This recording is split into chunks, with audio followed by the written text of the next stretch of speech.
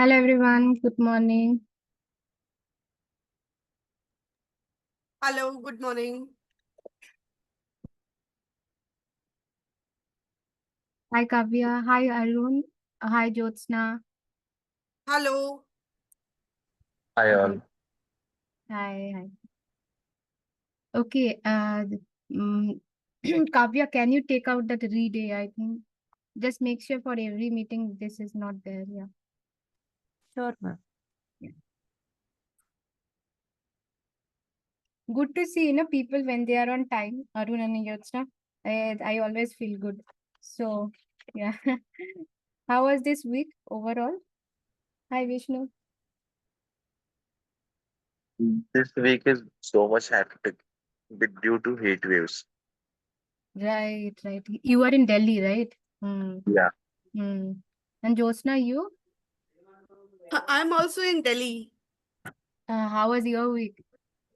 All good, all good. But social media is all flooded with negativities and it's giving a trauma nowadays. I know the recent air Yeah, crash that happened. that, Yeah, right. The very, instant very unfortunate. crash. Yeah, and then Shillong case, it's all in trend and Correct. Yes. yeah. Let's don't talk about it. Saturday morning, we'll learn something positive today. Yeah. Hi Vishnu, how was your week so far?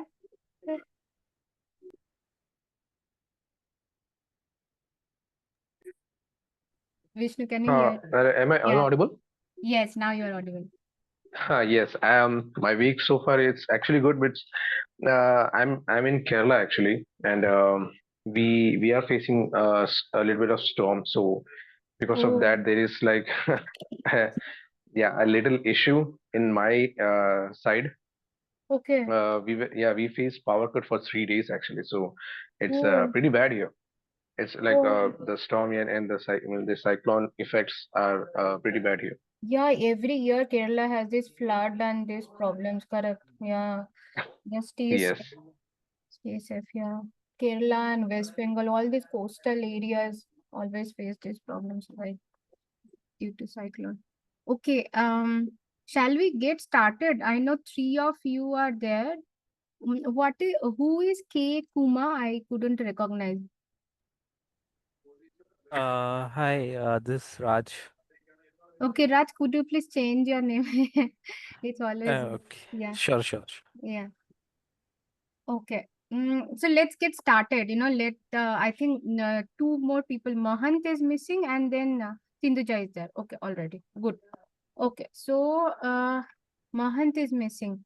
Kavya, can you try reaching out to Mahant and I will get started.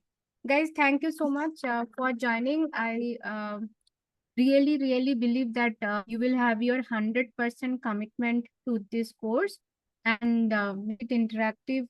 Whenever you have questions, you can either ask me, during the end of the session while we are, giving the assignments, or if you have some questions, because when I am in the flow of the, teaching, just write down your questions so that you don't miss out. Okay, but do ask me questions, right?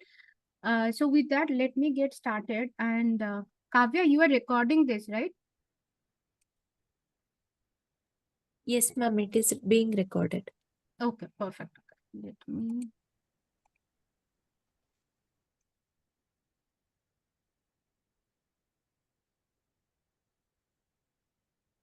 Okay, so now let me see this.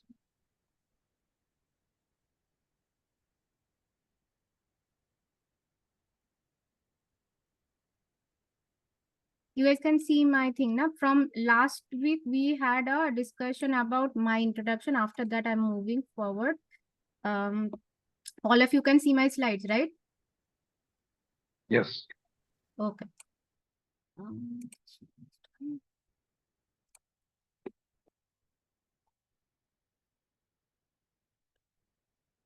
So we are at the very first one, the first module, AI in product management. And you all know this, but in my experience, I'll tell you a few things.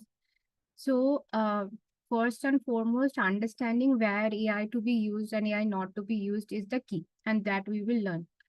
What is AI is, it is a kind of, I would say, boon and also bend. any new technologies when it comes. But we need to really be looking at the brighter side of it, and few things when we do with our images, with our videos, with our impressions, the thumb impressions, or when you record your audio, please ensure that those things are not getting inside the AI. If you are doing it, it has to be a paid version, but be careful. So that is one thing. AI today can simulate all of the things that human used to do manually. Yes, it is getting better and better. It's all works on the data and simulation of those things. For example, you wanted to do right, kind of a PRD, or you wanted to do a market research. AI can actually make things faster, give you the right insights. But AI data is all about what you have fed in, right? So AI is working on the global data based on the tools that you are using. It has a lot of biases. So whatever the data that it is choosing and giving you the answer, you need to also verify with your own intelligence. And this is where AI comes, that even though it helps you to do a deep research, it helps you to make your reasoning stronger, both logical reasoning, your strategic thinking, that is there. But at the same time, when you are taking the decision, uh, just don't only rely on AI. That is very important. And now the difference of AI and the ML works. It's a subset of AI, definitely, but then ML also, see, everything today, the data is the key thing that you are feeding in, right? And ML will work on those data. It will label it. It will understand what is the the pattern. It will also tell you that, okay, this is what is the anomaly in the previous data and these data. So it will do all this. As a human being, everywhere the human intervention is needed to identify the data that has been given for training and the data that has been given for validation or getting the outcome. What is the similarity and what is the discrepancy? That is something very important. So as a product manager, as any professional, business professional, my only suggestion is, please don't blindly use AI, but have your own intelligence. And this is where we are learning AI tools, but we are also keeping our own decision making with us, taking the insights from all these tools. The third aspect is why it is important that we need to learn AI, because the world is already going towards AI. Lot of developments has happened. You have also seen that the market wise there is a disruption, lot of laying off, people who don't know how to use AI. They are not able to pace with the change, not able to pace with the kind of org demand that is there, and the kind of revenue or the kind of top line, the research and the innovation. If you are not learning, you are actually staying behind the curve. So that is why we need to learn. And at the same time, you need to also understand that if I can develop something on my own using this, so always I would prefer, when in your organization you are taking up any AI project, buy the tool. Paid version is more secure, and create your own LLM. So using that tool, either you can write or code it using your data science and the ML team, or you buy the paid version, make it fully proofed, that go through the privacy and take out few of the things, of course with your data science team, that is not needed for your engagement or for your expertise or your exercise. And then ensure that the legal and the finance team has also done their due diligence while you are buying the AI tools. And then go ahead and start with a small experiment. uh, Definitely it works in the faster decision making. That's one. Second thing is, it will give you a lot of data. Previously, when humans were actually working on this, they were mostly, what is there based on their experience, or some data that is available on the internet. But because AI has a huge data set, so your data backed insights is getting better. It's one person working on a project, or now there is 4 people who are working on the project, and in this case you get more specialized and each one has their roles and responsibilities. So the kind of insights that you generate, that is a much better and more trustworthy. So that is why data backed insights has been becoming has become easier. Third point is, today if you look into any successful companies, right, globally they are collecting a lot of data of human, how do they interact with their system. Second thing is, there is a the gender difference, the differentiation that is there. Third thing is the language differentiation is there. Fourth thing is that every now and then, your customer is adding what is there but adding more to the technology, right? They wanted to make sure their user experience is getting superior. So the customer personalization has been a lot more difficult than previously. Understanding for a machine to adding all these different complexity level, your demographic, your psychographic, their overall behavioral skills. Okay, what would be the next step that they can take? Understanding and predicting, that is a lot more tough. And based on this, doing the predictive insights, predictive analysis, predictive intelligence, that is also very much important. So this is where you see that as a PM, any professionals has to learn AI. Now let me go to the next one, just to give you a glimpse of what is the current market size looks like in AI. It has already reached $244 billion market in 2025. And if you see the overall growth every year, that is happening close to 27%. So there would be soon time that today, even though we are doing still a lot of things manually, there would be a human plus AI agent who are working on things together. And every organization is trying to do less, have less people but do more work, because each AI agent is a resource. So this is very crucial, that if we are not learning the technology, it is a big problem for us. We need to know how the machine works, what the machine is using, able to tell is the machine giving me the right input or not, able to question the machine, that how you identified the data, what has been, how has you prepared the the data set. So these are the questions you should be asking to your data science team, your AI team. Don't take everything that is coming, but ask them what is the sanity check you have done, what has been the rule that you have. So have that more questioning ability and sit with them, understand, because even they know all the protocols of running the AI data sets or the training or the other things, but they don't have that kind of understanding from the business side or from your own experience, how what is really important for the business goal and how you will be able to use this data. That is where your advantage or your unique positioning about your positioning in the organization comes. So let me get into the next slide.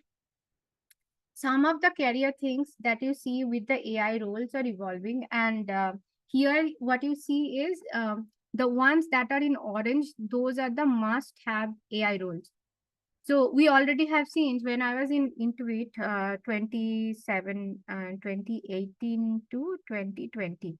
Yeah, sorry, 2019 to 2020, around 2 years I was there. So I used AI to understand why a customer is churning vis-a-vis a customer who is loyal. What are they doing with my product? I worked with data science and the AI team to ensure that they pull out the last 3 years data and never work on data that is of 2 months old or 3 months old. If you have to predict something, if you have to work something really, really useful, you need a huge data sets that is last 2 years data, so that you have covered a holistic aspect of it. And what I did is I worked with them to identify that why a customer repeatedly, buying things, whereas the other side, the customer is churning every month. And this gave us a very good outlook, the kind of characteristics a customer portrays, right? So what it means for a churn customer, they were not able to understand how do I use the new product features that have come. I was not hooked by the first month, how should I use the tool? Third one is I was finding the tool is hugely complex because so many features, I was feeling overwhelmed. Now, these are the main reasons that why customers have not, really, focused on the tool, the Intuit QuickBooks accounting tool. And also because it is purely online, the support that was there is they can directly do a call from the app that is there.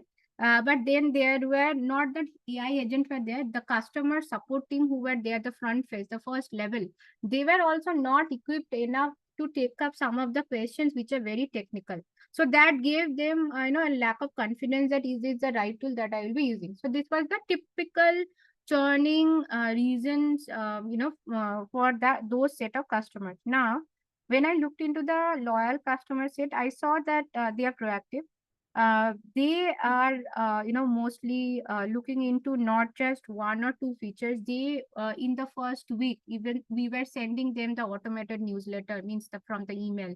We were also sending them the push notification. We send them the messages from in the SMS, I mean. And we were also having a quick, kind of a webinar to take them. See, this was same for both the churning people and also the people who were loyal.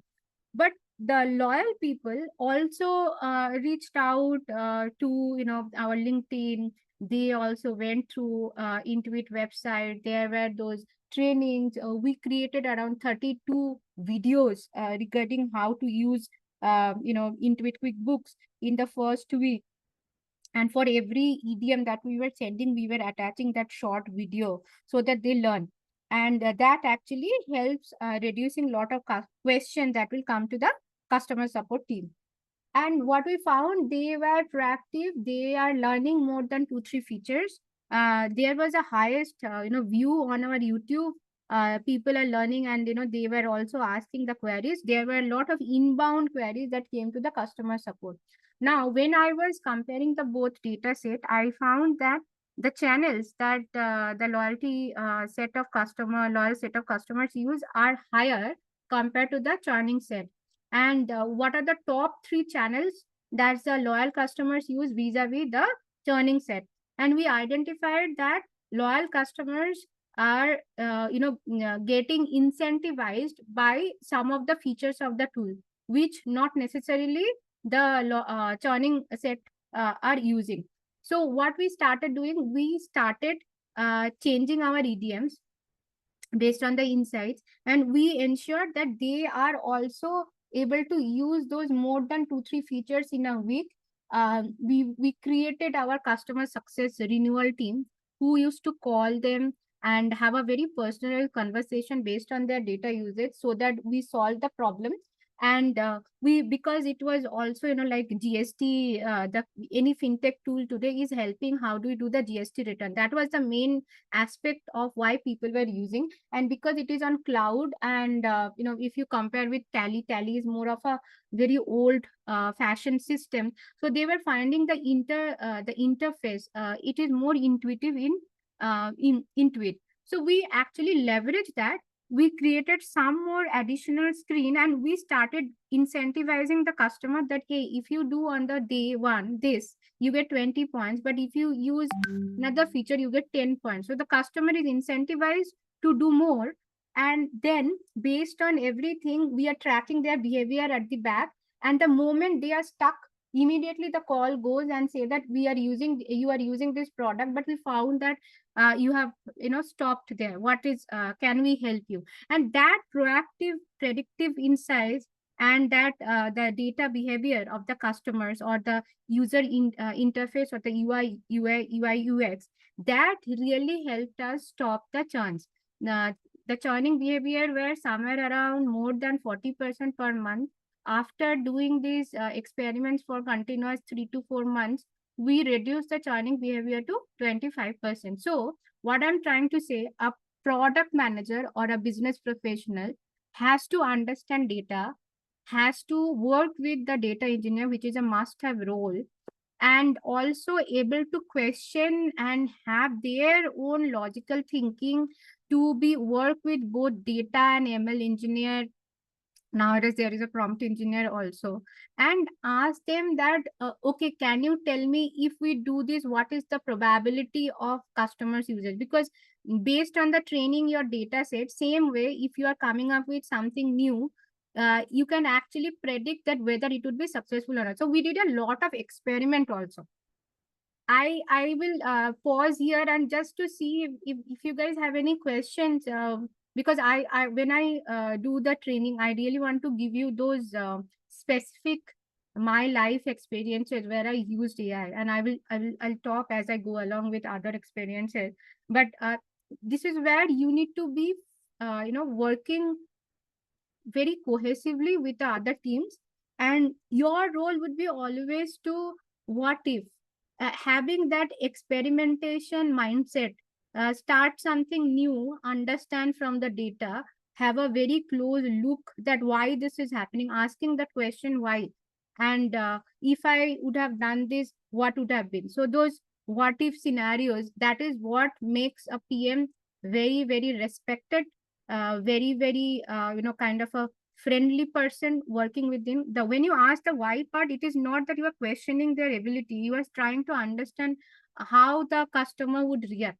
So always make it clear when you work with a team. See, it's at the end of the day, different people, different organization behavior as well, their egos, their beliefs, the way they work, understanding their style, and then tweaking your style towards that, because at the end of the day everyone is working on the same goal. So that's very important. And you also see the data scientist was there, now also it's there. But along with that, a lot of data modeling manager, validator, AI product manager, uh, platform AI platform product manager. You will also find things like how UI can work with the AI. So when you are doing a lot of experiments, head of AI is definitely there.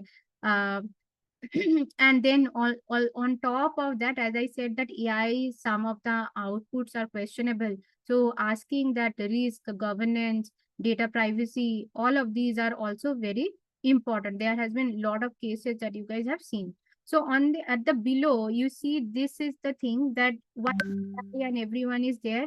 Business owner, business expert. You guys are actually a pseudo of business owner and also the business expert. So for you, business understanding and ensuring when the data is getting prepared, you are working with them to create those data rules and making this transparent to all the organization people, and create a champion from every team so that you get the support while you are doing something new. And it has to be driven by top down, so you get the things approved from your management and your 2 or 3 levels higher from the management. You have the budget of doing that, why it is needed. That is very important. Once you get the budget, then you work with them and get things moving and ensure everybody has a common KPI to run this project. So now let me go to the any questions guys so far, or we take it later. Hi, Sudipta. Yeah, Uh, hi. I just know that just when you are telling about the business owner and the business architecture, then Hmm. how the things are going on with this? Are you letting the UX designer is using the AI? But it's a developer thing, no? No, look, as a PM, you need to tell them what the predicted user journey should be. So let's say the customer is using as per the conventional method in because we have created our tool. So we know the customer should do step one, then step two, and this is how the customer will get the output. But when you see the customer is using not step one or step two, they are using a very different approach of using the tool, and the insights or the output has been very different. It may be because of two things. One, customer doesn't want to be a kind of a the conventional way what we have told them, and he or she wants to use a very new thing. Second thing, our UI UX is confusing. We are not able to tell, and this is one of the churning aspect, that they were finding overwhelmed with so many features that is there. So as a UI UX person's role is, how do I simplify the customer's experience and give a much clear, maybe some of the buttons were not visible, some of the modules were not visible, you show it in a different color, or the moment it comes to they come to your app, you start a very small but very interactive tour with them, and you can actually animate the tour so that the customer feels nice to use your product. At the end of the day, all AI PM or only the PM job is to how do I ensure more usage, more engagement, and experiment it out with the data backed out from this experimentation result, that if I would have done, I have done this, so I got this result, but I have also done this, so I got. So now you have a more data sets to compare that, because this customer is behaving like this,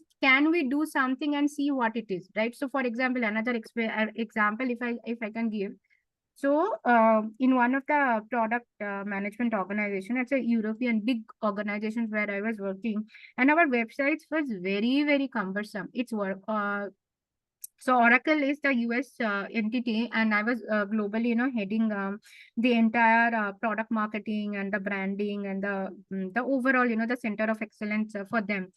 What we understood, when people come to our website, we find that people, after 2 or 3 minutes, they are little overwhelmed where to go and click next, and lot of bouncing is happening.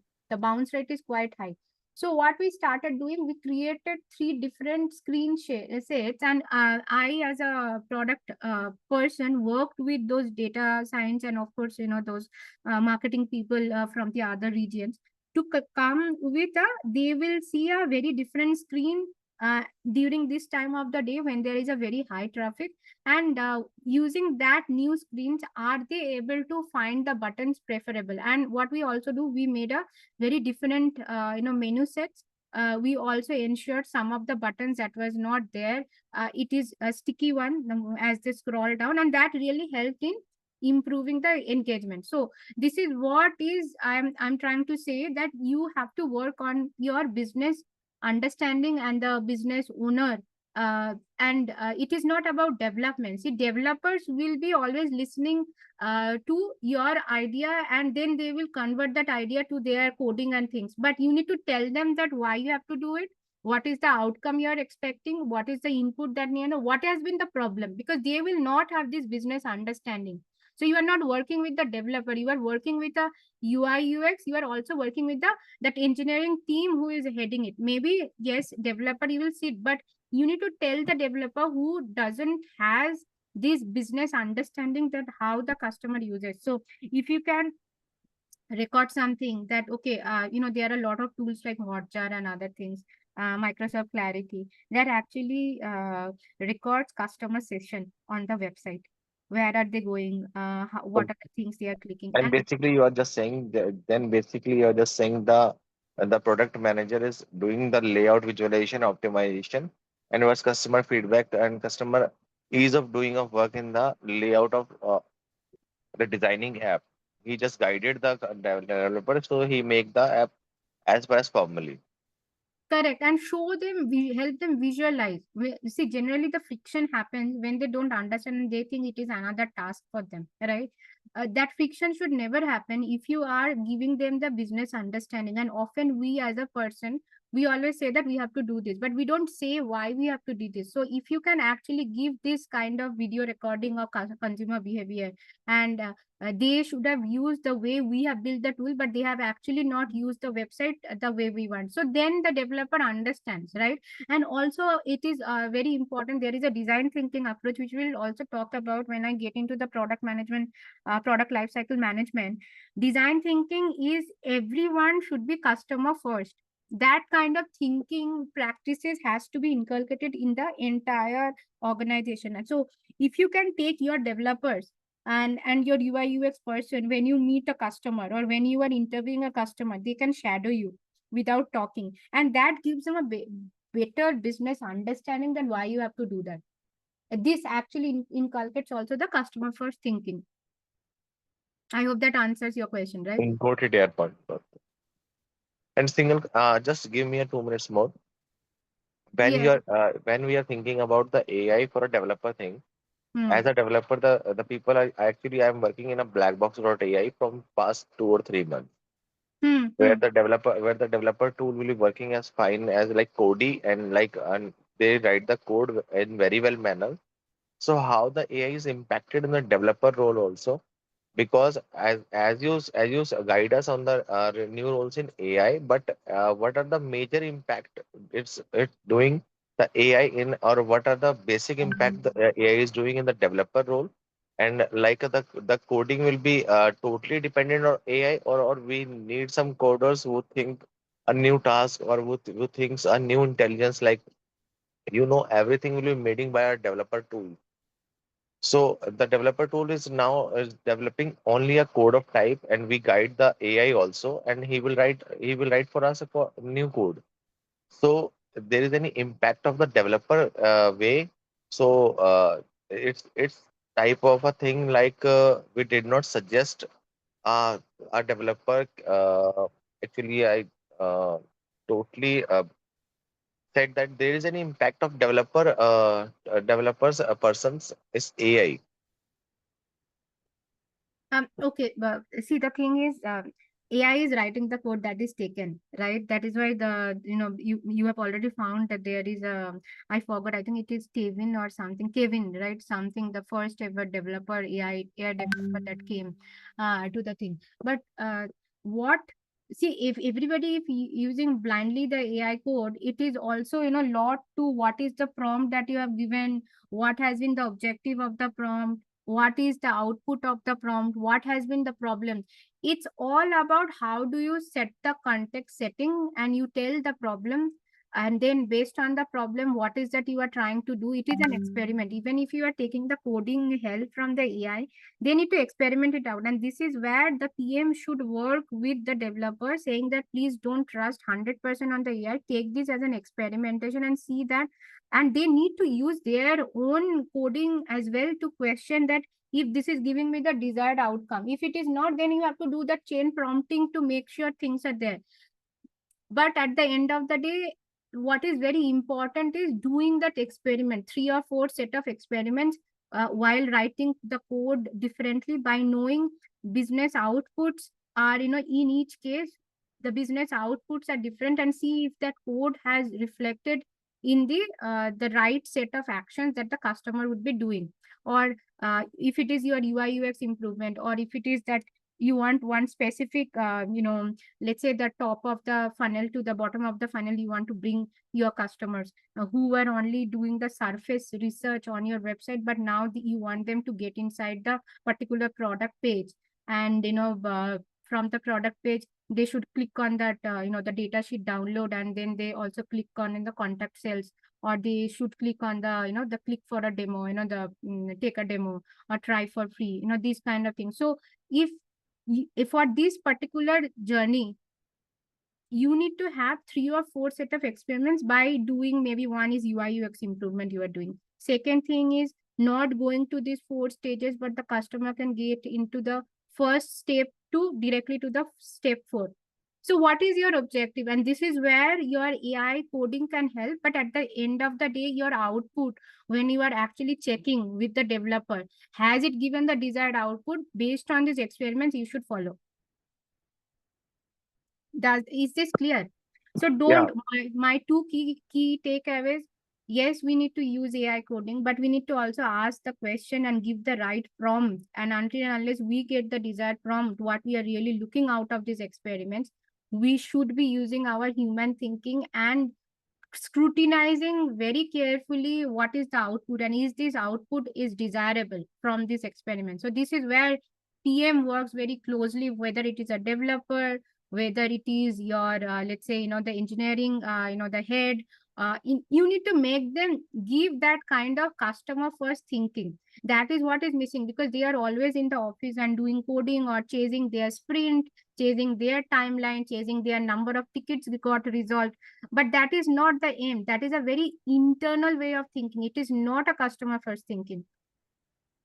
got it here. Okay, perfect. Let's move on to the next one.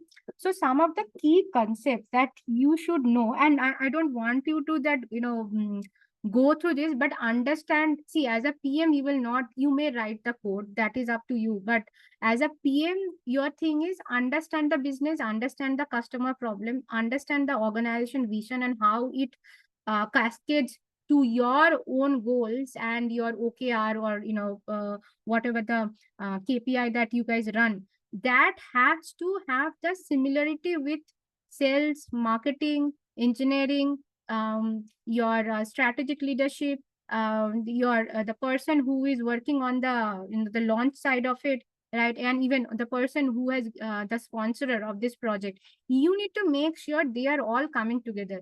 So some of these key concepts, first one is the supervised learning. The simple thing for the supervised learning is, here every data has a level, and in the input that you are giving, through that it is labeled to that particular. So let's say you are saying the date of birth, name, let's think of a simple form. And here when you are labeling, the name will be the labeled as the customer first name, then the second name is the last name.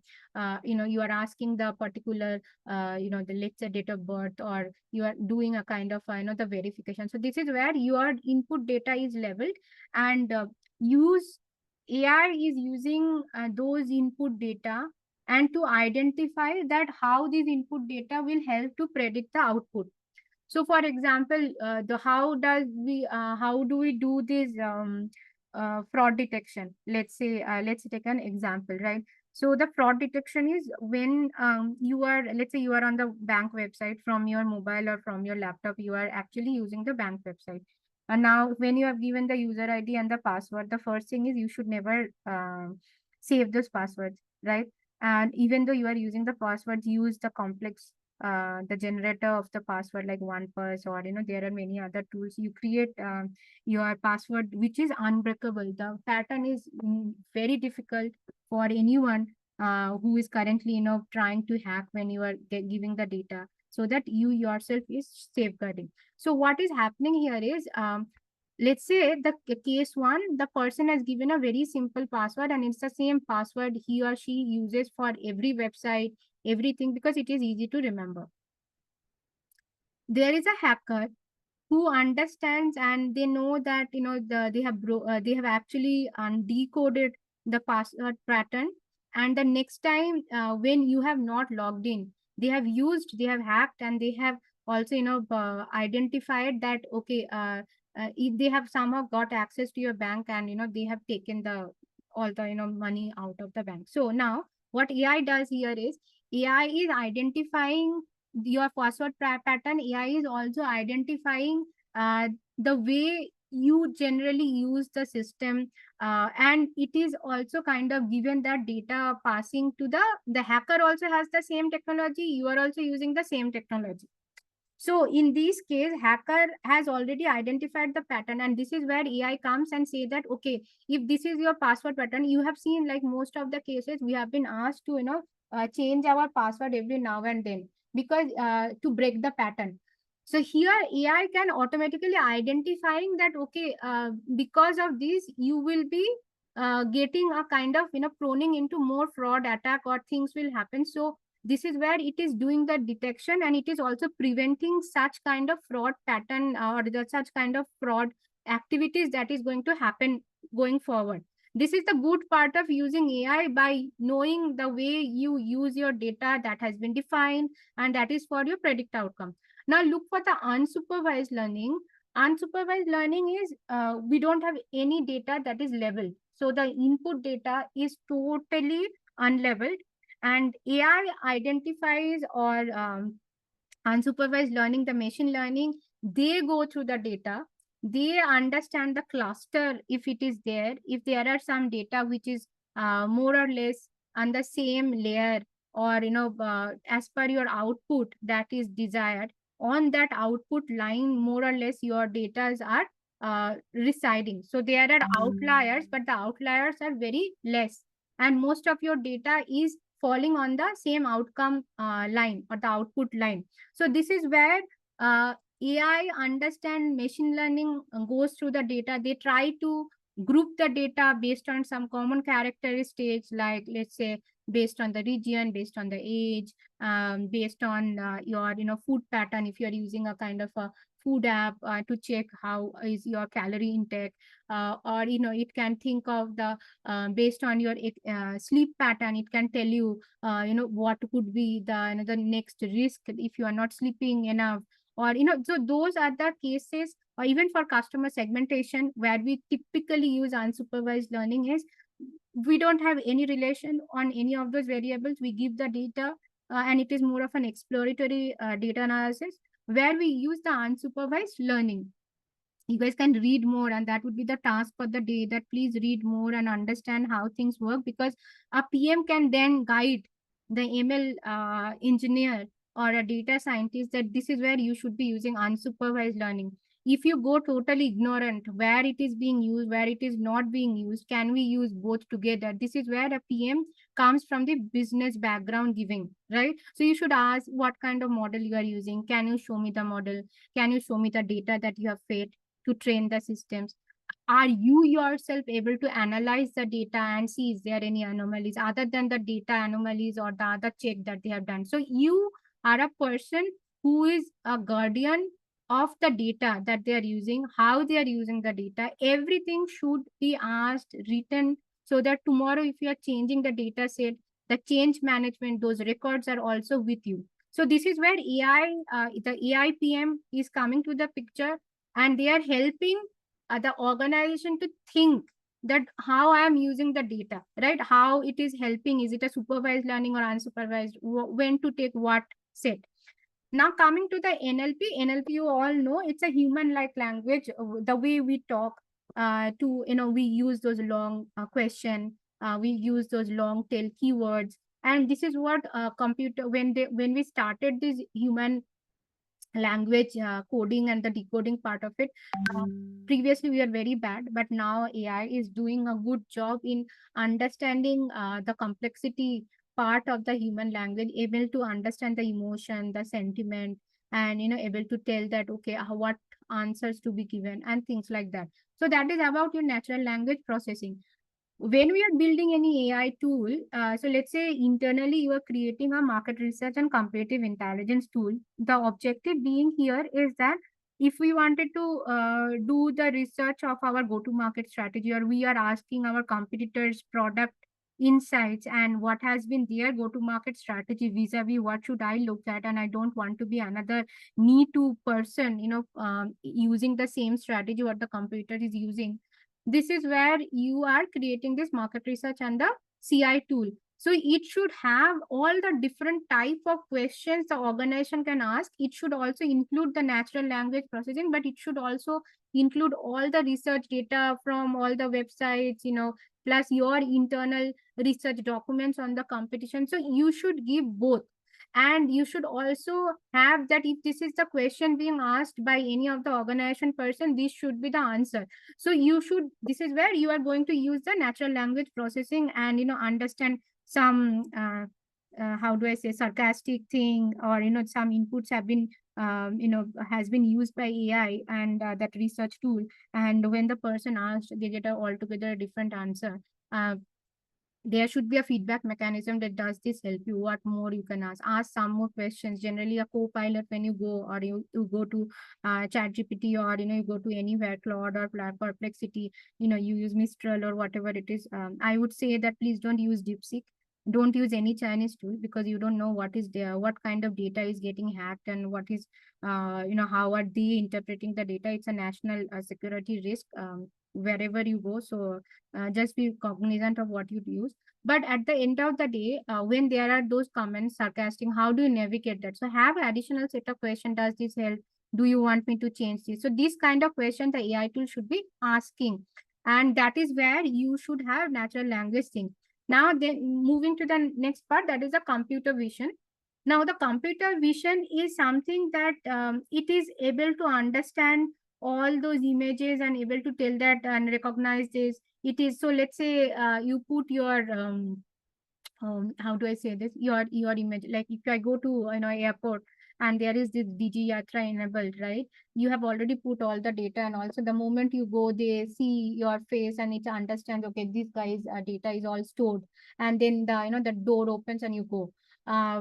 So this is a kind of a thing where you are using your images, your videos along with your data and able to recognize that person. And this is where you will see more and more usage of the computer vision. But also the negative side of it, you have given your facial images, you have given your the other than your data, there are other identity that you have given. So nothing is in today's world is secure. So just be mindful of, I always tell that the Ghibli image also, for example, when we all gave our images on ChatGPT and asked to create the Ghibli image, right? But what you have already done, a very big problem here is you have given your own entire image, which is you, and anything can be simulated, anything can be impersonated. So be careful of how are we using things, even though it is company secured, firewall secured, these secured, that secured, but at the end of the day, nothing is. So ask that question: how much to use, what extent we can go, what kind of policies that we have used when we are using computer vision, what kind of tools and systems we are using, how big when it coming to the data, privacy side of it, how is the company's reputation from where you have bought it. So have all these questions, work as a AI board kind of a person, on the board. These are the kind of questions you can create a AI tiger committee where a person gives that kind of business understanding, do a lot of research, feeling comfortable that my data is secured on this tool, that I'm using. So that is where I would say a little bit no to computer vision, but yeah, utilize what is really, really meaningful and have these all your questions to be answered. Recommendation systems, you all know, when we go to Myntra or Flipkart or Amazon, and you see, or Netflix even, right? You see your kind of movies are being predicted, or your kind of dresses, new accessories. They show you the kind of customized new arrival that has come. They also predict when you are checking out. They also say, okay, people like you also bought these, right? So that at the end of the day, they are increasing the bucket size, right? So this is where your recommendation systems come. And read more. The more you read, see, the main objective of this course is help you think as a human and help you read those different case studies. From that you get lot of insights that how these things have been used, and therefore if I have to work better as a AI PM in my organization, what is that I should do? That is the kind of inculcating the thinking, the reasoning, utilizing the data, tools, process, people. Very important thing is people. How do you really convince that people? Because people say, oh, my job will be now at stake because I'm using this AI tool. No, your job is not at stake, because your AI is telling us these things which is very positive, but AI is not telling these things which is negative. So this is where we should actually decode the AI and think where we should AI be used. So this is the kind of thing that we should inculcate throughout the course. Have your senses be alert what you are doing it. The last one is the classification and the regression. The classification, as I said, it is more or less, you when you are using a data, you are assigning it to a variable. You are giving them, like classifying that. So for example, in your email, if you have to clean your email, you need to identify, is this the right email, is it the junk email, is it a promotional email? So the other day what happens, I'll just give you my own experience. So I use my company Outlook, right? And I was working with my CEO. Every now and then there are a lot of calls happens in a day. So somehow I went to my personal Gmail, and there was an email that came to my personal Gmail. I felt that is useful, and I forwarded that email from my personal Gmail to the Outlook. The next day, I see I got an email from my CEO in my personal Gmail asking that how are you doing today? You can easily make out that this is a spam, right? Because my CEO will never ask me this question. This is very unusual. Sometimes you also see those emails where you have not given the interview, but then you got an interview letter, right? Again, it's very much spam. So how do you, without clicking those emails, reading their subject line, understand and what kind of behavior you have done, so that those what you call the spoofing thing, or those this kind of emails that comes to you. So what I understood, my learning was that I should have forwarded that email, or I should have taken a screenshot or something, or I would have written it down, the key things, and not necessarily put it to my Outlook email. So that behavior, if I would have stopped, I would have not got these emails.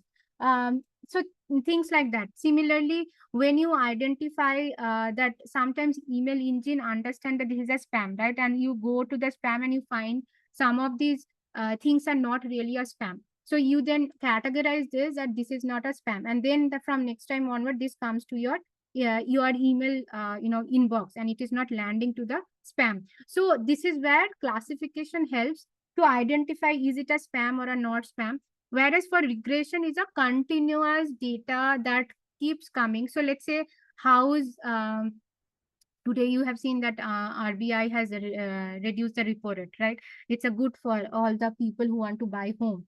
Now, if you do a historical analysis, a regression analysis here, that last 3 years, how this repo rate has worked, right? And you will find that at the end of every year, there is an average repo rate, but 2025 being an exception where the repo rate has been extremely low. So you will be using this data, and you can command, or you can predict, if in my last 2 years my sales volume has been X because of the repo rate, and the customers buying pattern of houses in that particular tier one, in that particular the budget that they work, your expected sales volume will increase. So this is where regression works, when there is a continuous data and you do a good historical analysis, and this is where the regression works, and it will tell you or predicts the sales volume.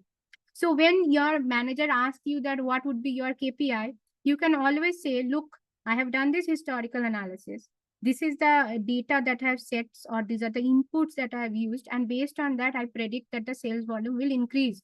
This is the industry size. You can have a pessimistic, you can have a forward or optimistic, or you can be an average person thinking like that. So you can take what kind of you a very risk taker person, risk averse person, or you are an average person, neither here, neither there, and come up with your KPI. And always mention the source. That always helps you when you are actually completing your KPI, and let's say you have achieved the number that you are committed. That makes everyone comfortable, because based on what you have taken the data, right? So this is also a kind of a boardroom or a strategic thinking. When you are developing your KPI, please give every information to everyone so that they know. Okay, so with that, I will, any questions, guys, on this? I will have 1 or 2 slides on the supervised and the unsupervised learning, so that you can work with your AI and ML team much better way now where we are. Sudipta, just one question. Hmm. Yeah, so wanted to understand whatever we have been discussing here was the touch points, while a product is already launched. Mm-hmm. And suppose it is a new app that is being developed and needs to be launched into the market. What would be the strategy or right frame to do so? Because the points that we've been discussing are more related to a product that has already been launched and is working. And then we have data already. Correct. So, so that we will have a specific section to talk about when I get into that product strategy. You have it in module 2 or 3, and we will show, before you create a strategy for a product that is being launched, or you need to do at least 4 or 5 set of experiments on the data, on your MVP that you are creating, on the prototype that you are developing, even the GTM strategy that you have created. There also you are doing the experimentation, that whether you need a direct sales force or you will go with the partner. In your product launch, what is that lean agile model that you will take, that will easy to create, but it is also higher impact as customer feedback has been given, but also low effort. So how will you really, as a PM, you should focus that you are optimally using your resources meaning the resources in your team, the resources in the other engineering, your UI, ML, and UI UX, and your sales and marketing resources. So a PM always sets the vision and ensure everyone as per your close team, or your the tiger team, if I say, or let's say a bigger team who are working all for this particular product launch. You are able to give them the vision that what is this product supposed to do, how are we creating this product, vision, mission, the MVP, why we have created this, what kind of data we have taken, why we have not considered the other things. These kind of things are needed when a product has not been launched, and this is where we will be discussing in the product strategy, and I'll show you the AI tools how do we do that. So currently, just park your question on this slide. This is not the question that we will be taking it now, but this is more of a very conceptual learning, that where as a PM can ask that what data set you have used, what is the test data, what is the training data, can you show me the training data, I also would like to analyze and see if I am getting the similar answer. Take a 200 or 300 rows data and understand the thing, so that you are able to and help your AI and ML, that before it is too late, that the data set that you have taken, it is totally wrong, but you can do your own intelligence and say that, okay, I have taken this, and this is fairly good. So you create that confidence between you and also with the same team you are working. That's the objective of this slide. Okay. Okay, guys. So moving on to the next slide. Any other questions? Ma'am, can you hear me? Yeah, I can hear Yeah. you. Yeah, ma'am. So the same thing, ma'am, to add to that. So whenever, first question is, till what level of each models a PM should know, like the framework or the logic behind each models. Second thing, whenever I give a problem statement, my ML engineer or data science, the only underlying thing is the data. So they say we don't have the enough data, or if we ask to prepare synthetic data, they won't mimic the real data. So how to tackle that problem? So I always Oh, come back yeah. with this same thing. Yeah, In that is exactly, I said that as a PM has to have this experimentation mindset, and I will show you tools where you can do the experiments, you can gather the insights, and this tool is integrated with Jira or kind of tool that the developers are using, and you can show them, look, this is the experiment I have done, and this is the insight we have got, and this gives me a better confidence rate in the experiment, and that's why we should be using this particular, creating this new feature, and also have that effort versus impact analysis. That's a very powerful way to have a conversation and convince not just your developer or not just your sales and marketing, but when you are asking for doing this project, and asking more sponsors from different teams, you should go with that data, even though you don't have any data because the product has not launched, but the experimentation is very powerful. And for every PM has to inculcate that questions and have that experimentation strategy, which we'll talk more when we come to the product strategy part of it, right? okay, even getting the initial data set is just challenging sometimes, ma'am. Like, No, it will not be challenging, and I'll tell you how to run the experiments. It's all based on the organization's goal. So let's say the organization wants to be 3x better in customer experience. Now it percolated to all those products, all those services where we want to be 3x in customer experience increase. What does it mean? Now again, you translate it in a very, very simple way that your organization can digest and your organization can run this. So in terms of user experience, so you will look for your product launch, there has been no data, but your product theory has evolved here, that because we want to improve this customer experience, these are the elements where the customer was manually asking, calling different channels, or they had some kind of on the website we have seen that they have given us some of the comments. So we felt that how do we reduce that friction and improve their experience. This is something spoken needs, but then as a PM you should also understand how do I give that extra sweetener which they have not asked for, right? And based, so everything is documented, what has been your assumption, what are the learning that you have got from different other tools where it is not your new product launch data, but at least you got some cues, the way consumer comes to your website, they interact with your other channel, and you need to go and gather that data. There are tools, as I told you, like Hotjar is there, Google Analytics is there, You Okay. have your web console, which we learn, okay, as a Kaggle you mentioned, right? yeah, Kaggle. yeah. Okay. So we will do that. Okay, now let's Okay. don't ponder on this too much. But my only key takeaways from this slide is that please ask them what is the data model look like. Can you send me the data model? I also want to look at it.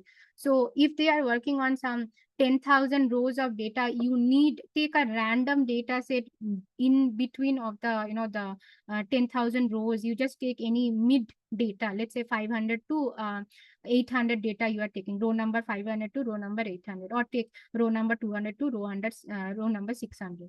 And what you do, there are tools like Data Squirrel, of course, buy the paid version. Okay, you can also use Claude, attach that and say that I am doing this analysis.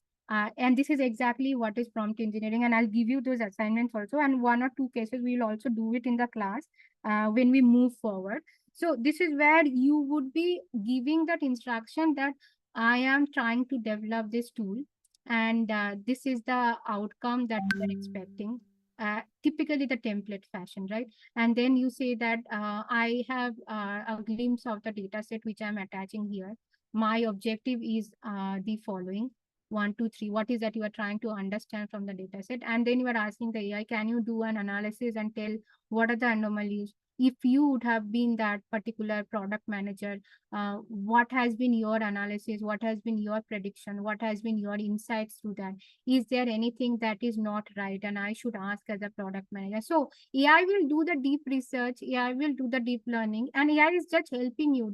Don't trust everything what AI gives, but yes, at least you got another opinion from another tool, that okay, what you thought and what is the AI tool is thinking, are your thinking is matching somewhere? Is it too totally different? If it is totally different, then there is something wrong. But if it is matching, at least 50, more than 50% insights is matching with your and the data, that means you are assured that okay, yes, I am on the right line, and the AI has also predicted the same. So this is the way you can actually take the tip of the iceberg of the huge data and understand what the engineer or the, yeah, your ML person has identified, and what you have also seen, it is matching.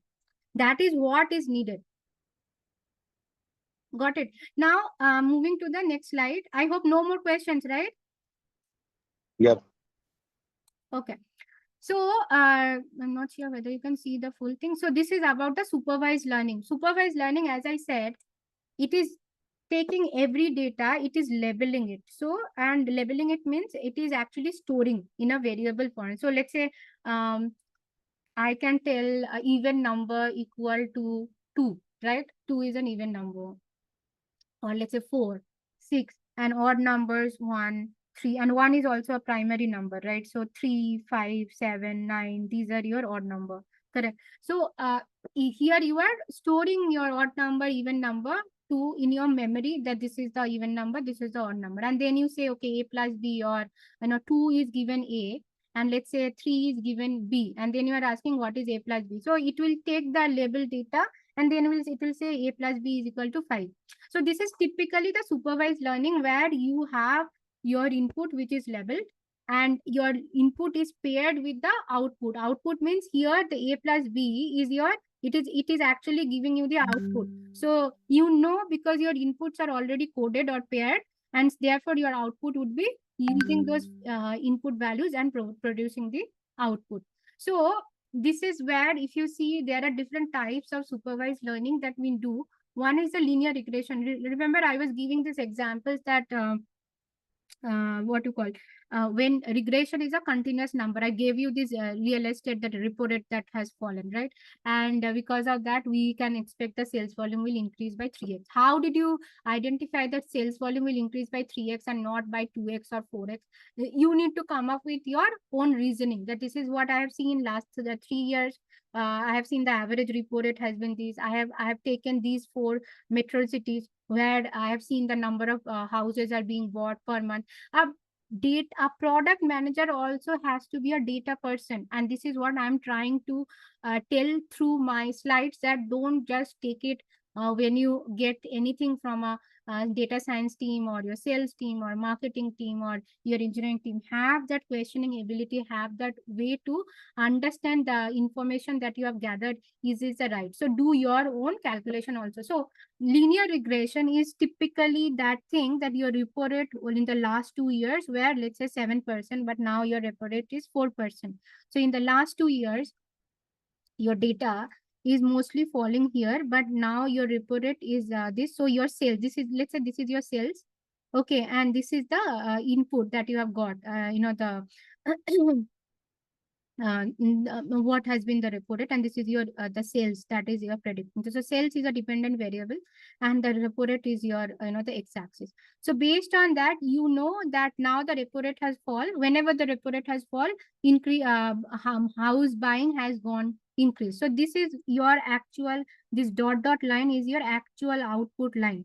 And if your data is falling, because if you can draw a graph, right? We have all drawn graphs, right? X and Y numbers. So you have seen when the repo rate was high, the sales was low. When the repo rate has been low, sales has been high. So in this case, if you assume your graph should look like all these small circles should be higher here, because your repo rate has been fall and your Y should be somewhere here. So this dotted line should have been somewhere here, because your sales has increased because your repo rate has fallen, and therefore your sales has increased. Your Y would be higher and repo rate would be somewhere around here.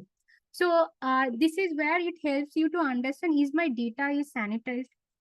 Am I getting the right input logically if I think this should be the output? But am I also getting the output when I do this linear regression? You don't have to do the linear regression, but it is the common data set that you have picked up. And if you see what is the input and what is the output, you yourself will know, is the data right? So this is what I'm trying to mean. There is another supervised learning that you see, that is a called nested or a tree structure. It is typically, it tells you that let's say you want to buy this Ferrari, or or any other thing, and you have a specific your own calculated way of when to buy Ferrari and when not to buy Ferrari. So let's say if the color is red, and if the color is red, and your model that you are looking is greater than 2010 model, if this is yes, then go ahead and buy. But if the model is not greater than, you don't want to buy your old Ferrari, right? Let's say you are repurchasing that, right? So then in that case, if the model is not greater than 2010, but it is giving mileage less than this, based on your budget, you may think still buying it, right? So this is a kind of a logical way of running things, that and for anything, think now in terms of this in your PM aspect. There would be a lot of debate, healthy debate, of course. You will get that why this feature and why not this feature, right? X, this is the feature, and Y is the other side of it. Now, for X, Y, you have to have enough data points, supporting points, that why you should do X. So these data points will come from your experiments if you are launching the product, or the product that has been already launched. You have a lot of insights from customer feedback, early adopter interviews, customer testimonials, what has been the sales interaction when they have gone and met your top customers, what has been the marketing campaign results, what has been, you have done some offline summit with the customer, let's say it's a user summit, and there you have interacted with the customers, and then they say, you know what, your current feature is good, but what if we can also do this? The customer is giving you an idea. Now what a PM should think, that how big is the idea? How many customers has said this to me? Are you going to take 1 out of 1,000 customers idea, or you are going to take at least 40 or 50 customers have said the same thing, out of 1,000 idea? That is where PM thinking is needed, right? So this is where you use this kind of a logical analysis or a nested structure, and then, gather these insights. So on the other side, let's say the red is not there, it is an yellow, but you will still buy if it is a Ferrari. Okay, and if you will not buy, of course, any other thing, and it is not really focusing on this. So overall, what I'm trying to say, that supervised learning works on the level input and output is paired. Identifying the classification is important, like where it is actually getting used. I gave you the email example, spam versus not spam, right? uh, Linear regression, where you are working on continuous data values and you are able to predict the x and y is always the dependent variable and x is the independent variable. And it requires looking at the some set of the data that you ask from your data science team or data analytics team, and just to check from your own side that is the insight right. And that's it. I think that is what you need to know. Moving to this next slide. So this is the unsupervised learning. And as I told you, when you don't know anything about your input and you just want to see what the ML, machine learning, understand from those common characteristics that is available in the data. So let's say all of them are from the same city, all of them are female, or all of them are male. All of them have a similar food habits. All of them buy at a certain time of the year when they buy more. And all of them has some kind of common characteristics what they buy. Is it an aspirational? Is it an impulse? Is it a ethnic? Or there is a I would say regional based buying or cultural based buying. You can identify, and here the input is not paired, so therefore it gives a lot more freedom to the ML algorithm to first you analyze the data, identify those common characteristics, then you try to group the data, and then you see what kind of insights you are giving. And typical example where we use this is the customer segmentation, where we have seen that when we get the data from Google Analytics, or let's say you are doing an ad campaign, and ad campaign is you got data from India vis-a-vis Japan, vis-a-vis let's say France, and vis-a-vis let's say US, and also vis-a-vis Latin America. And of course you use it all in the common language, convert the data. And then you see that what is the common behavior in Latin America versus US? What is the common behavior Japan versus India? What is the common behavior of all these regional data that you have collected? And then you identify, okay, how will I segment my customer? Is it based on the region? Is it based on their common buying approaches? Is it based on the discount related behavior? You need to understand. So this is where we use unsupervised learning, and we use it for telling this, let's do an exploratory data analysis, but not knowing how we are going to segment the data, but we will learn from AI and ML algorithms. And this is very useful compared to the classified thing. In this case, you are actually also identify some of those hidden relationships which you didn't know earlier, and let the AI and ML engine works and tells you also some of the hidden relationships. So that gives you a much more freedom. It gives you widening your horizon, the way you think, and some of the great insights that you have not identified in the supervised learning, but in the unsupervised learning we do this. So unsupervised learning would be useful when you do the experiment, when you are discussing about your which feature, when you are identifying.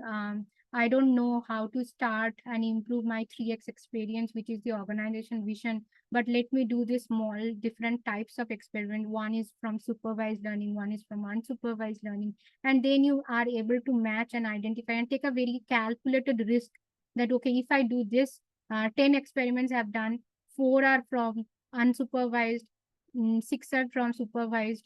And these are the things that we get more insights from unsupervised. Therefore, we as a team are taking this decision. These are the assumptions. This is the input we have taken, and this is the outcome. When you write and you give this to all those departments, they feel much more comfortable talking to you, because you are not saying something bluff in the air. You have a very uh, data driven analysis, and this is exactly where we ask and work as a team.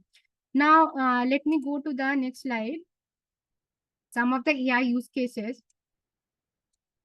In the product manager, I talked about the customer segment, and I also gave you some example. I talked about also the churn prediction, gave you some example. Demand forecasting also we talked about when we were talking about the previous slide, the linear regression, right? Now, personalized recommendation also, Myntra and all of this, mostly in the B2C retail, e-commerce space, you will find this. And you will also find this, let's say in the B2B scenario, if I think, uh, there is a customer who buys the customer loyalty, CLV, if we say the customer lifetime value. Customer lifetime value, we will learn more when we get into those product metrics, and as per user journey, what metrics to be assigned. We will talk about this. But for now, just know this. Customer lifetime value is the time they have become your customer.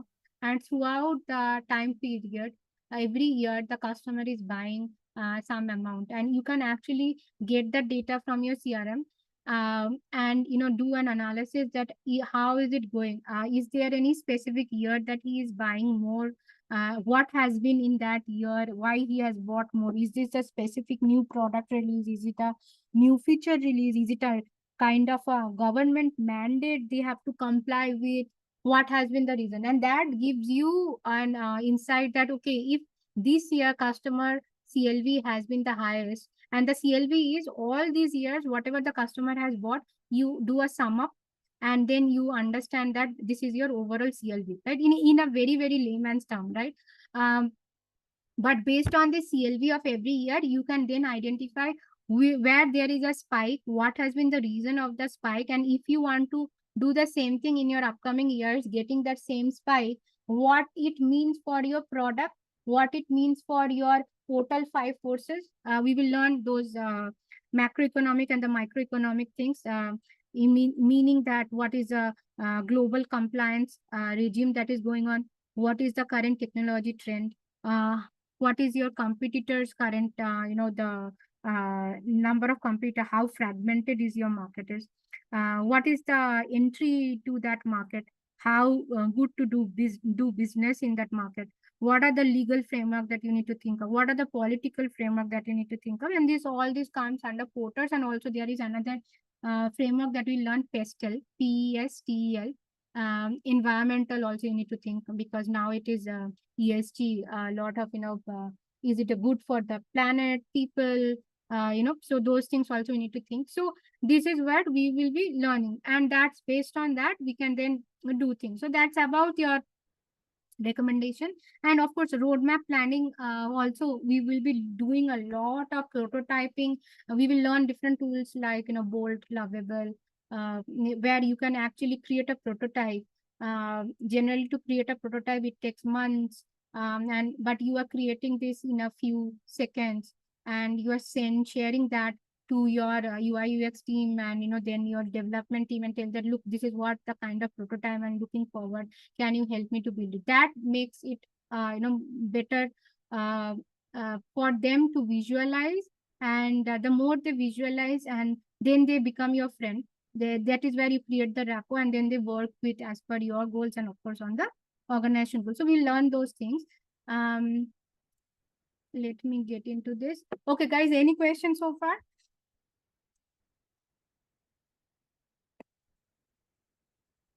Okay, so if there are no questions, now we will learn some of those tools that I really wanted you to know. So this market research is very much a part in today. It has become a norm where we do use a lot of AI tools, and it definitely helps you to do research faster. It gives you some of the insights that you as a human are not able to get, and it helps you to automate things faster based on this research. What is that your prediction should be, what should be the need of this customer segment, if I need to create this feature targeting these customer segments, what are my features look like vis-a-vis to other segments, and so on and so forth. And that gives you that gives you more deepening your insight. And definitely it also at the back end it is running a lot of multiple data points, and helps you to identify the new trends that is coming, or in the current trend, how you can use the current trend and do the research that would be insightful for your product creation, or for your product next product roadmap, given your product is already launched. These three things we will learn today, and with those prompt and the template that I was talking. The first thing first, uh, the pros and cons of these different tools. You will learn Shorter Loop. It's an AI-based product management tool, and it's a US-based, Netherlands, and then in India, and then they are in other countries as well. They are compliant with USA GDPR, EU GDPR, EU version of GDPR, India data privacy and the compliance, even though it has not come out, but yeah, it works on that. And here, the most beautiful thing is that when you are using the tool internally, and let's say you have, you are also trying to give it to, you have given it to your customers. So Shorter Loop customers, when they gather these tools, they gather their data in these tools. Here, the key thing is internal Shorter Loop employees don't have the visibility of what data is being collected. It is getting compartmentalized, and it is also, in respect of those GDPR laws. Um, and it has a different data servers in different countries, because US law says that my data will stay with my country. EU also says the same. So they have data servers in Germany, Frankfurt, and they have data server in US, and they also have a data server in India. So that way, it gives a lot more comfort based on that company who is in working with Indian customer vis-a-vis other customers. So it's a lot more protected too. And so this is one thing. And the cons is, yeah, they haven't done much publicity other than in US and Netherlands, but in the last 2 years, they have done a lot of publicity in India and the APAC. And so that is one thing that you can take. Claude, Claude is good in you attach Excel sheet, you ask some specific reasoning question. Claude is good in doing those summarization part of it. It gives you more context. It also helps you to think better as a person, right? But on the other side, any AI tools has this aspect of hallucination. A lot of fake data, wrong data has been given and embedded in such a way you human cannot understand. But you need to know when it is hallucinating. You need to be able to verify those data that you are getting from tools like that.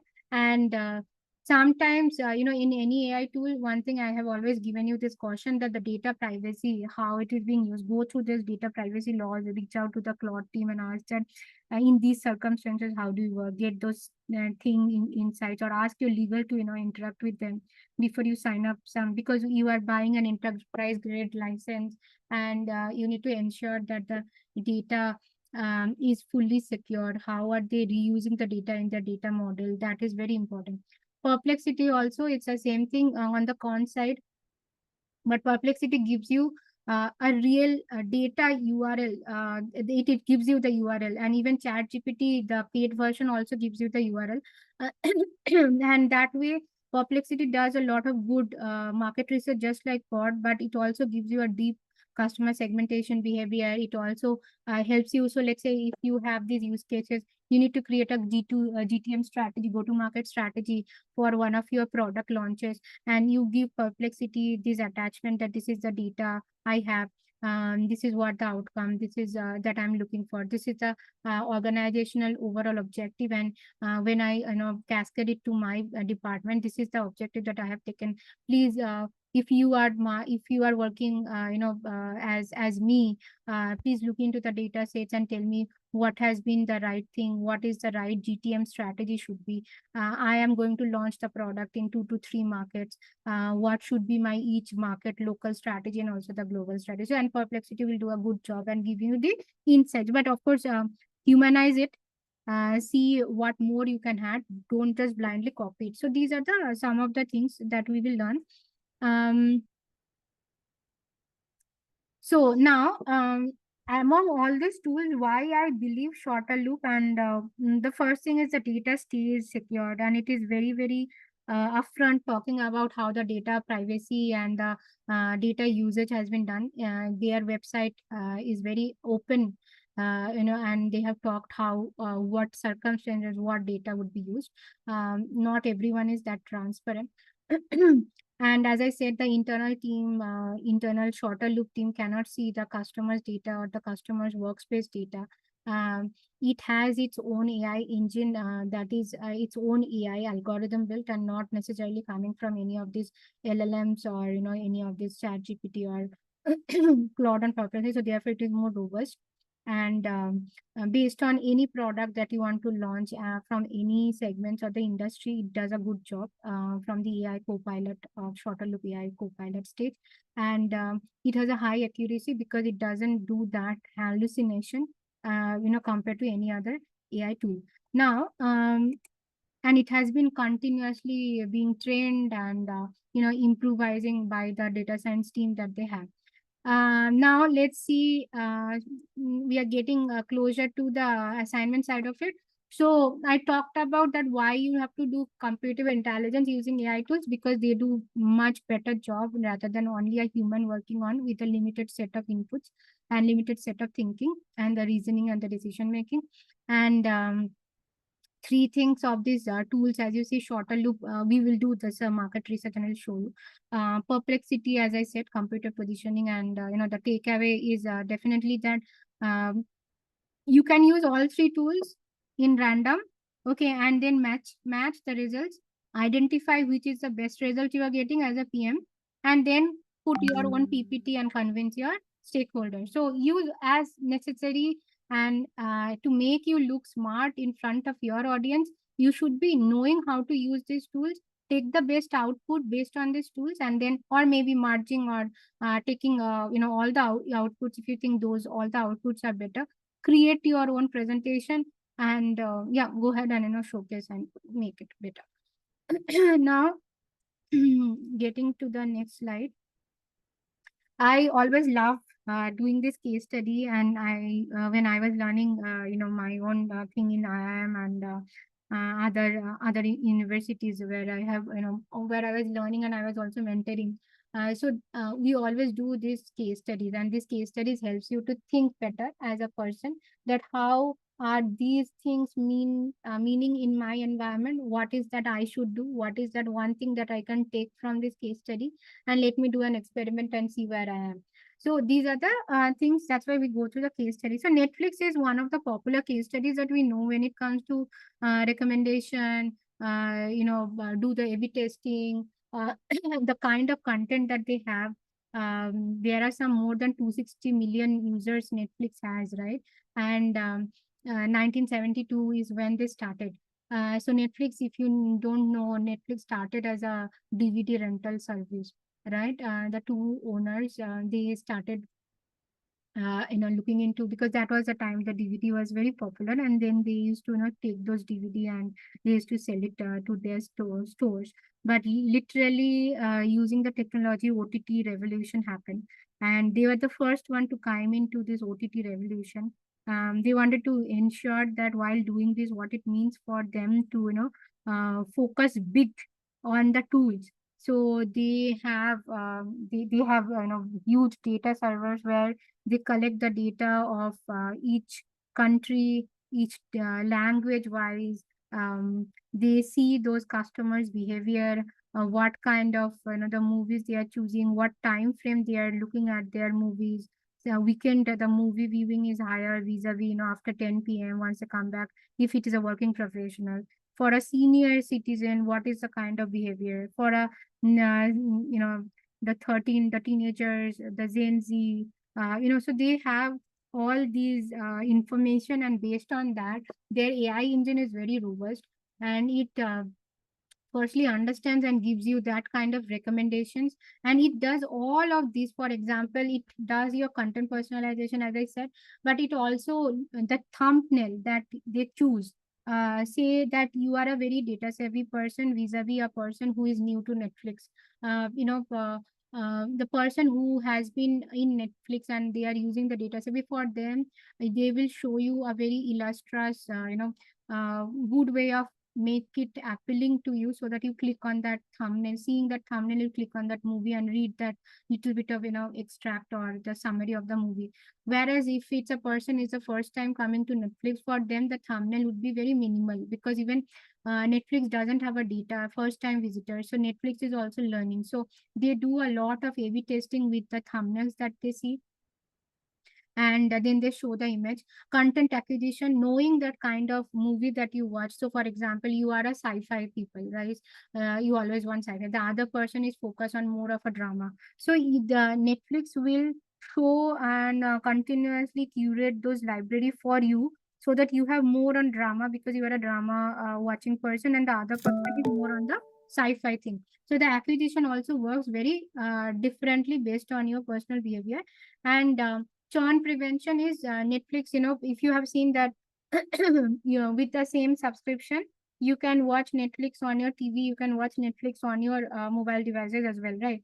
So previously, or they also give this family viewing thing. So previously Netflix didn't have that, and it was highly priced. It is still highly priced, but then they have started giving these features. So I don't mind if my son is watching on a mobile device something else, vis-a-vis I am watching in my I have created different account, and in my account I am watching a sci-fi. So that way they do a good job, and they are able to protect their the retention of the customers in that way.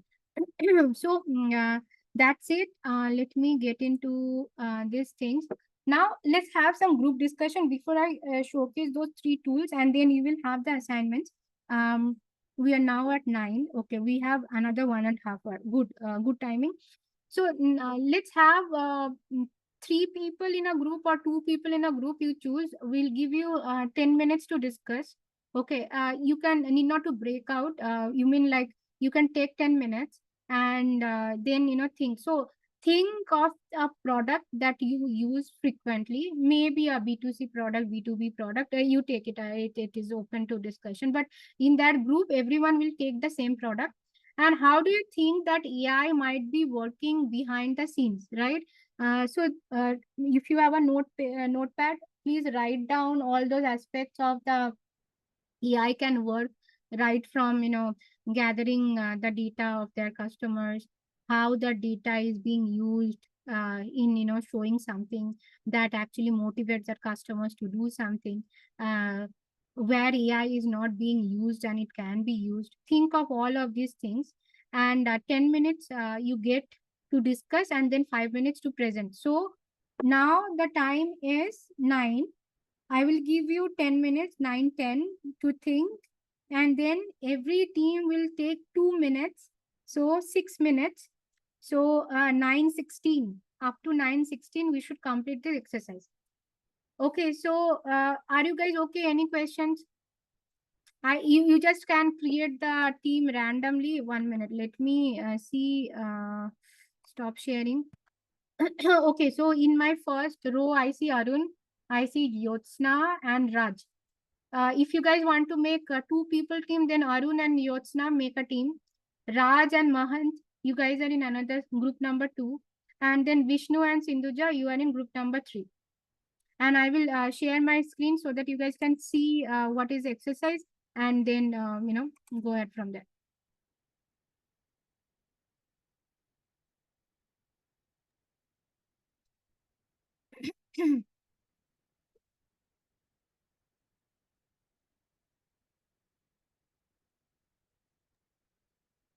Ma'am, are you going to create a breakout groups? Need not to create a breakout. You guys can be in the same screen, but you can actually use your maybe WhatsApp or something like this, and just talk, get each other's number, and just talk, and then have one person who will come and present. I'll give you because we are doing the first time exercise. I'll give you till 9:20. So take 15 minutes to discuss, and then every person comes, another 6 minutes, 2 minutes each person to talk, right? So till 9:20. So 18 minutes are there now. Guys, just go and talk to each other on the chat. You put each other's phone number, and then just go ahead and talk on WhatsApp. Okay. I'll be back in 10 minutes from now. but please don't discuss with other group. Keep it totally secure. Okay. Let's use this time.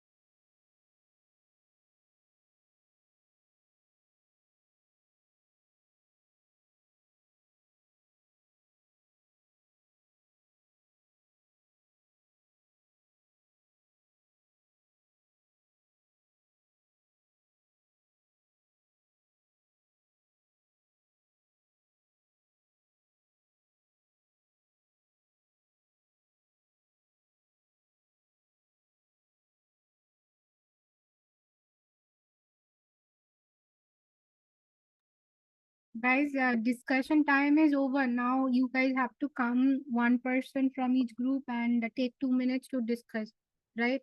We have exactly 6 minutes. Each group will get 2 minutes. So start. And meanwhile, I'm sharing the additional resources that you guys should learn.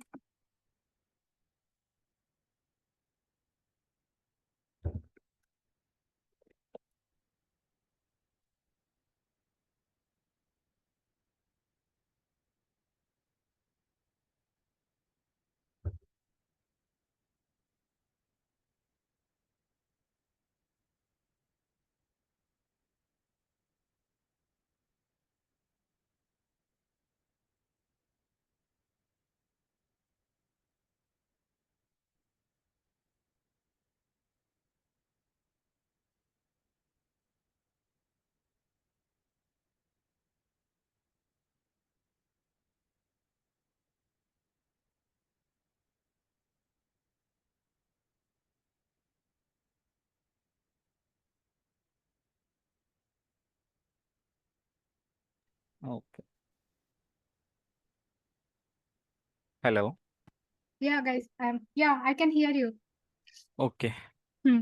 So, Must just Raj, me, yeah. yeah, Hmm. I am from group two. Me and Mahant got on the call and we discussed few features which may be impacted by the AI. Hmm. So, firstly, I mean, the product we choose was quick commerce, which is Blinkit. So, Blinkit is mostly used by the Gen Z, and uh, Why so Gen Z? I am an avid. I mean, You guys have I taken mean, Gen Z. That's fine. I, That's fine. I'm just trying to understand I what mean, you said. it's one of the main users. So Okay. though there are many, Raj, you can also turn on the camera. It makes the okay, conversation much live. Yeah. actually, my room is a bit dark. No problem. We all understand it's early morning. Uh, Go ahead. okay, so. Second, the first feature which I'll be picking is personalized recommendations, which we get on Blinkit. So, so based on the, the persona we picked for Gen Z. So, how is their routine, and based on that, they usually wake up at, some of them at 10, 11. So, they after waking up, usually they want to get quickly something, so will will recommend some some of the pre-cooked foods, like in north we have parathas, which they can easily just heat it and then eat it. uh, and other pre there are things like they can order bread, butter, milk, and so these will be recommended on the top banner for the morning, and which will change based on the time of the day. And if it's a weekend, then uh, this personalized recommendation will suggest items accordingly based on the time of the day, and then based on the geography of the person, and based on his previous orders. Maybe he is located in the north, but he mostly likes to, search for items like dosa or something, so we'll recommend those. So these factors will be into consideration while creating this personalized recommendation. Perfect. 2 minutes you took, but I think it's good. First of all, can all of you give a good applause? I think the first team ever, we did our assignments and they really talked about. See, when they did just a quick summary, they talked about what is the app they took. They talked about the segment that they took. They analyzed the behavior that the segment is really looking for, their specific morning behavior, and what is the need, and therefore the app kind of gives them that need based solution, right? So they talked about it, so they structured it well. Good job, team. And yes, Blinkit definitely does it. You may want to add, they also look for this kind of the drink that is available, those what do you call, the fruit drink, right? That Uh, paper boat kind of a thing, right? You can right. also order this along with Mm-hmm. that's fine. But what is important is Blinkit is learning every time and giving you a new recommendation based on your eating. Today it is paratha. You may want to take some variety of meal. So next day you get dosa, based on if you are a North Mm-hmm. Indian, you want to take a South Indian flavor. You want to take something like a momo if you are a veg or a non-veg. Based on that, you can you can do that. So that's a thing. Good job, team. Thank you so much. Uh, Moving to the next team now. Sorry, Go ahead, Raj. I'm sorry. So Just is it just one person presenting? One person will present from each group. oh, Oh, I see. Yeah, actually, Okay, yeah, thank you yeah. so we much. So we next time, divided Mahant, features. you do it so that you get the time, Yeah. and if you and Raj as a team, so you present it. Okay, Okay, everyone, no I will problem. make sure, because see, by doing that, you are also learning how to present impromptu. Okay, and you need to be crisp in what you present. So you should have an objective. You should have a statement, as I told you, that I took at this, very, very crisp. and this is the objective we have seen, this is the behavior we have seen. Based on that, the app has learned and used these AI behaviors, and this is the way app is recommended. AI. Just I'll sum it up with what he said. I'll just take 30 seconds. And when it comes to the metrics, we have 500 million plus personalized recommendations per day. This is what Blinkit has achieved, which no rivals has achieved so far. Pretty good, pretty good. Yes, I totally agree. Yeah. Good. Okay, so I now see Sindhuja, and is it now Vishnu audible? is my team member. Okay, Vishnu. Okay, go ahead. Yeah. Ma'am, just we will split, okay? I just will talk about what exactly like AI applications in the product which we chose, Hmm. and Vishnu will give some of the features which can AI can be added, Okay, which so two currently of is. you will present. Okay, fine. Go ahead. Yeah. Yeah. So Vishnu and I decided and came off the product which we day-to-day base use, which is bookmyshow.com. So here the main three applications where we see the usage or the AI is the three things. What we noticed is the recommendation system, that personalized recommendation one, and then we also saw the predictive analysis for demand forecasting, and the third one is in feed. I don't know how to put it in the feedback analytics. Is that the natural language processing? Is that the framework behind it or not? I am not sure. So for that they use feedback analytics. So one thing is the first section is the recommended movies. So based on the users the input, like the location where they are from, the language, what is their native language, and also the genres, what they used to watch. So we have this recommended movie section where we get that personalized recommendation, just like Amazon or Netflix.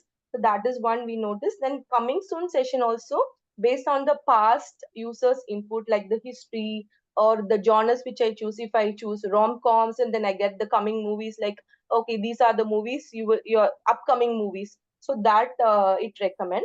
Then we also have, for every movie there is a upvote and downvotes, and also there is some user ratings and feedback.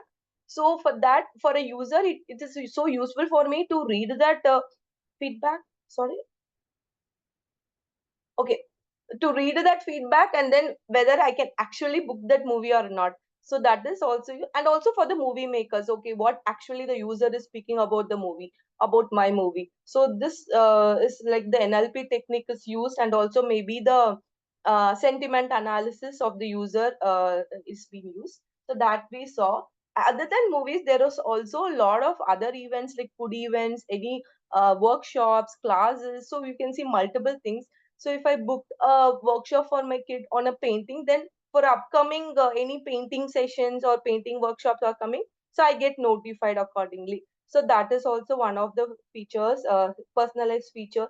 And also we came across something called Nikki.ai. It's an AI powered chatbot where we can get the movie ticketing or the conversational based movie ticketing experience. It will be hassle free instead of a user going and taking a time consuming way to book a ticket. So these are some features we explored where the usage of AI is immense. Yeah, I hand over to Vishnu.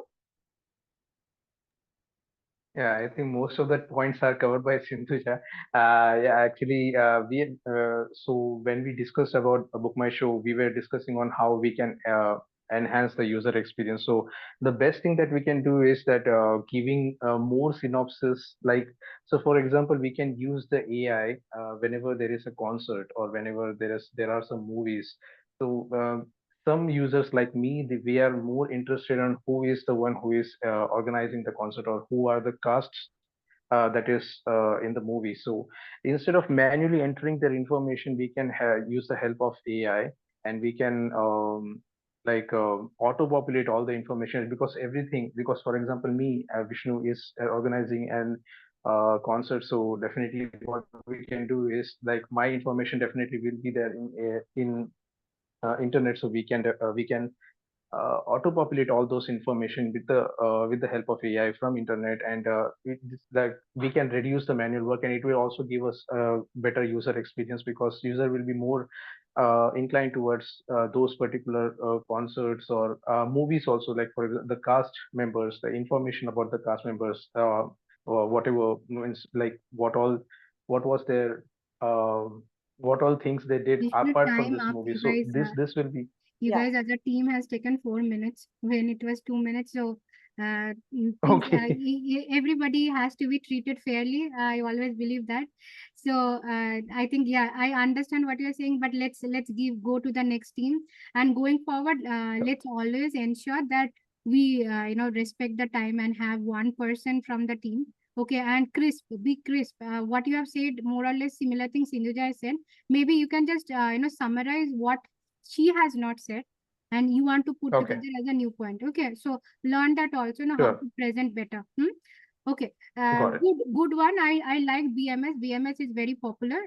So yes, you picked up the right thing. You talked about different categories that they see, different types. NLP, yes, definitely when they use those star rating, you talk, and then that another AI where it kinds of reducing your queue and giving you things at your convenience, more like a spoon feeding approach these tools use today, which is also bad, because we need to also have our own ways of going and buying things. That's another fun or experience.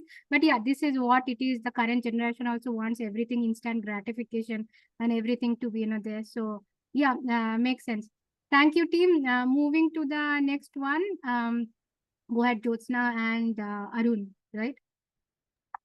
Josna will start the thing, and if what she left, I will cover it. Perfect. Focus your timing. Okay, 2 minutes I give. Go ahead. Now your time starts. Hi.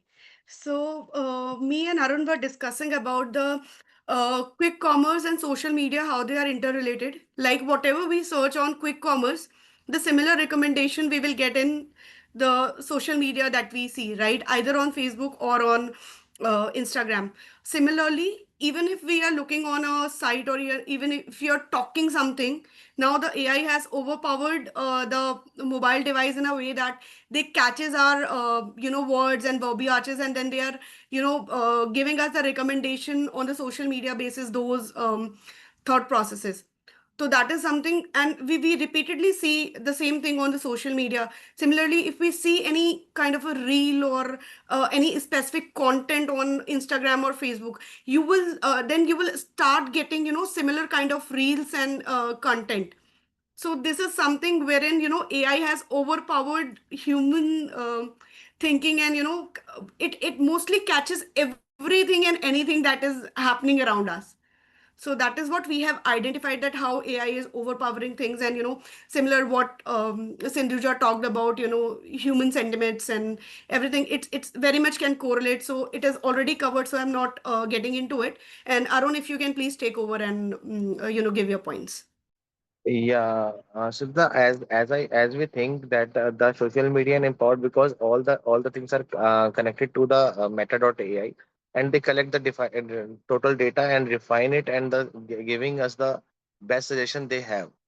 As per we know that the total empowered by the AI, all the platforms are used in the certain days, like any type of a application, social application, or the major application you can see in it, like when we put some doctor prescription in the data 1 mg, then after that, after you can see that yes, there is some more medicinal companies will be also showing the same thing with like different salt and different things. So AI give us a power decisions on what we bought from where. They have to push it where we did not want to go. We did not want to reach over there. So they give the better suggestions or a refined suggestion for us.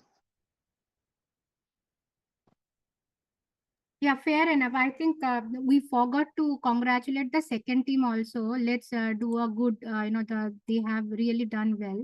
And yes, even the third team, you guys have also, talked about the key aspects of the social media, which is, so guys, overall, very good job.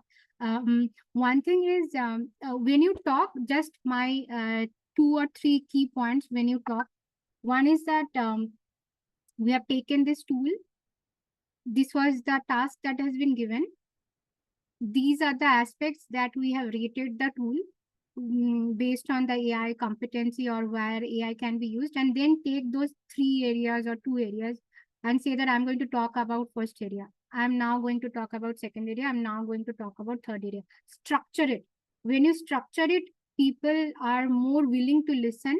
And your presentation, you also come across as a good presenter, which we learn throughout the course. And yeah, AIPM main job is to communicate with the right structure and the template and the data, which makes other person inspire, that why I should look at this versus not. So you are also influencing with your speech. So you need to also sharpen your presentation ability, right? Even though you don't have any visual aid, but you are only talking, your talking has to be crisper, right? Okay, so with that, I hope you all agree. And how did you feel about this exercise? Nice. It was good. Good. Okay, great. Okay, now what I will do is we will learn those 3 tools, and I will also give you some assignments. We have exactly 1 hour, so let me get started. Okay, so before I get into the assignments, let me now show you. Sudipta, sorry for interruption. Sure. Please give us 10-minute break because it's Oh, early okay, I'm morning. so sorry. Yeah. Take 10 minutes break. Yeah, go ahead, and Sure. we come at 9:40. Yeah, sure. Sure. Yeah, Meanwhile, I have one question, sure. Sudipta. Go ahead. Yeah. What is that tool, shorter loop? How it is GDPR compliant? Actually, uh, I am also working on a application. So we tried to implement GDPR rules. Then the datasec team said it's not in the scope of the development team to implement the GDPR rules.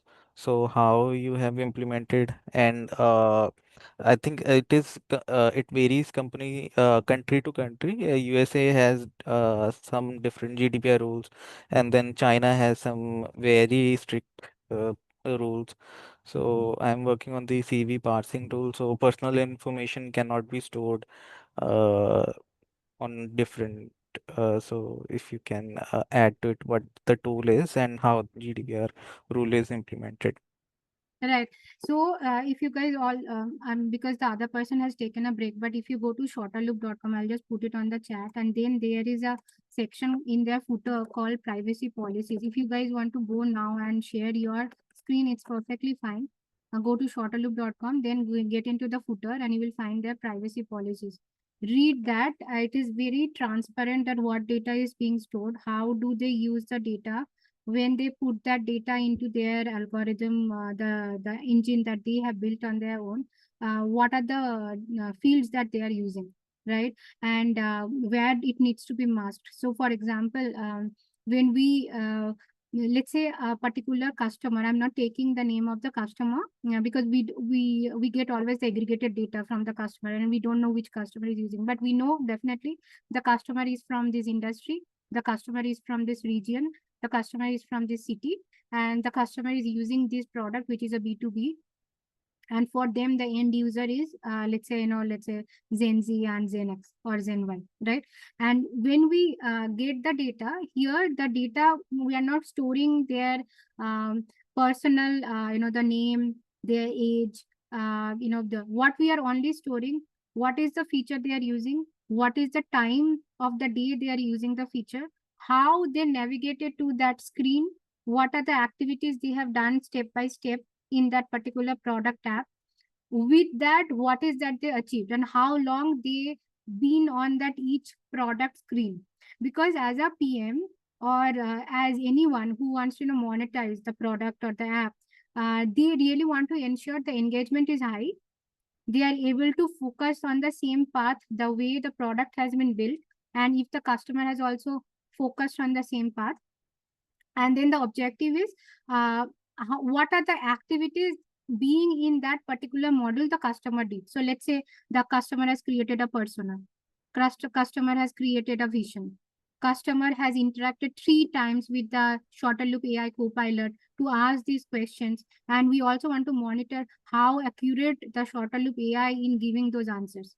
right? So that is where we must, here we are not storing any of the personal data. Now take this rule, whether it is US, whether it is EU, whether it is APAC, that rule remains same. You are masking the person's individual information, right? And when we also learn the data and then we recommend something, we only say that, okay, the customer from North America use this tool differently from customer from APAC, or customer from this country, or the customer from this city. We don't name the customer. We don't store the, what do you call, IP address you can store, but you cannot. And then there would be also we take the consent that these are the details we are storing. Are you okay with that? Okay, and how we're going to use your details? We will be using it in communicating to you on the new and enhancement within the app, using our communication, the EDM, through customized email campaigns that we are doing. We will also invite you based on your data to these events. If you are free, you can join and learn more. So we are masking and we are explicitly talking what is that we are going to use, and that gives a lot more confidence. I hope, Raj, that answers your question, right? Yes, it does. Okay, perfect. So I think we have 9:40 the break. Okay, let's wait for 4 minutes. If you guys also want to take a break, quickly come back in 4 minutes and join me at 9:40. Want to take a Sudipta, water? Yeah, or have breakfast, quick one. Yeah, go ahead, Vishnu. You I want can to take a also break? take actually, I also. Ma'am, you want to take a break or you are still up? Oh, yes. Go ahead, take a break. I am okay, I am fine. I just took a quick break while you guys were in the discussion. Okay, So then I have please, another question then. go ahead. So, uh, just the background is I'm spent like 10 to 12 years of development and validation into embedded and IoT segment. My segment is slightly different from apps and all, but when I did the IoT, it was complete end-to-end where we developed some SaaS applications also to support the complete end-to-end IoT stuff. Now, I did not have much experience on the app, but I do understand like what the customer required, and I used to make that clear and translate that to the engineering team. And they used to develop, and then they used to provide. I used to review, and then go to the customer, present it as a sprint plan, and then come back. Now, I want to breakthrough into the AI product manager. So there are two things, as I understand. Please correct me. One is that you use AI tools to make your my product management job easier, whether it is customer discovery, problem discovery, or even doing the BMC if it is a startup, a new product, or MVP. But how do I get into the companies that actually are developing the solutions with the base of AI? They are using all AI engines because they have already they are already convicted that the AI is bringing a lot of advantages for them in terms of time saving, or in terms of energy or resources or whatever. So they are backing up their whole solution using AI. Now, how do I get into that company, and what are the top two prerequisites that you think I should be knowing? Yeah, so good question, Damahan. So the key thing is whether you are using embedded or the IoT, and you are now moving into the transition to AI in PM. Remember, there was a speaker in one of these AI product conclave that we did last two. We did right in May we did, and one was in April. And this person was from one of the Fortune 500 company, and he is currently using the AI as a platform launch. He is creating the AI platform. So for that, what he did is he actually used those tools which I'm teaching you, right? For a research, you do this. For problem statement creation, you do this. Because how you will create the tool, for that you need the data science and the AI ML whom you need to tell that these are the rules, right? This is what the tool should do. These are the rules, these are the inputs, these are the outputs. If this happens, the tool will behave in this way, right? The tool will give answer to this. The tool will not hallucinate on those do's and don'ts, right? And also have a lot of simulated behavior based learning. So let's say a user asks something which the tool doesn't has in its database. The tool will respond that, okay, I don't know this, but I will get back to you after checking this with my internal team. That's a lot more answer rather than giving you a wrong answer. right, on this. So you should have all these different permutation and combinations when you are creating such AI platform product, or is it an internal product, or you are creating a totally AI based product. There is a, this builder.ai, right? They claim Yeah. that they will create the, using AI, they will create the website in minutes. But at the back end, it was all the developers who were creating it. And being true to your vision, being true to your integrity that you say, right? And you should mention everything in the tool when you are developing. The more you create such documentation, it is easier for the data science or your ML person to tell you that, okay, this is the input data I have taken, but the tool will also learn. Here, the tool will also do supervised and unsupervised learning, because many of the cases, the question that is coming, it is impromptu, right? And the tool will, you should also give a case-based thing that if you get a database question, the tool will focus on the regression analysis, and the tool will tell the answers in this template that I looked at your data. You see, when we are working with any AI tool, that AI tool does, okay, now I am deeply thinking, what a question you asked. I am trying to understand how I can give you the best output. I am going to look into these XYZ data, and based on this data, I am going to tell you 1, 2, 3. Please let me know if this is the way you want me to go. And then it asks for human intervention, yes or no. So this is where you have to create those types of answers, so that when anyone is interacting, this is the predicted input and this is the predicted output. If this is a total impromptu question, AI will behave in this way, right? AI will use supervised learning in this case, AI will use unsupervised learning in this case, AI will do, the data tree analysis, AI will do this, outlier analysis. AI will focus on this particular behavior, but making sure data is inclusive. Very important to mention these rules. Otherwise, the AI platform manager or whatever you are building for external customers also, that will totally be a failure. Because tomorrow when customer asks, how do you use my data? How did you give my answer? Which data set you looked in? You will know that, yes, I have used in this data set. So everything needs to be documented, and that is exactly the AI PM's role. I hope that answers, right?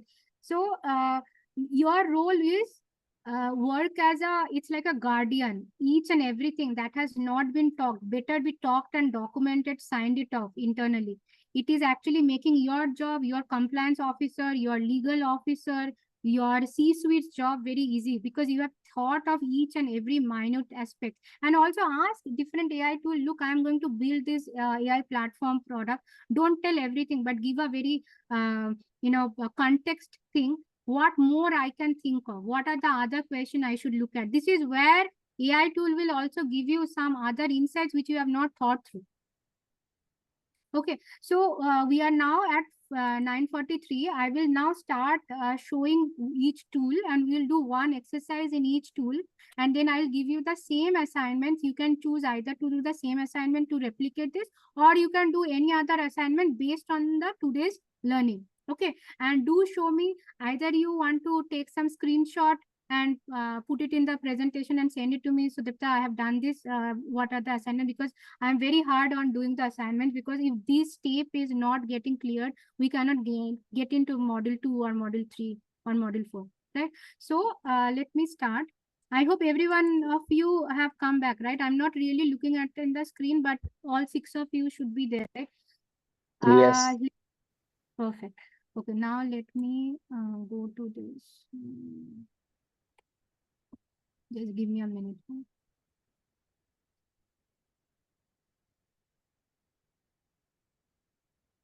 I always prefer to use Chrome, because Chrome gives me a lot of, it's better still in the search side of it. And Even extensions also. yeah, exactly. So let me use my ChatGPT thing, which I use. Okay. And I will also show you the perplexity. And then we'll go to shorter loop, and we'll see that. Okay. So let's first get started with ChatGPT. I'm currently using free version, but because we are not really using something very critical data and I'm not reading what I'm trying to do this. So let's say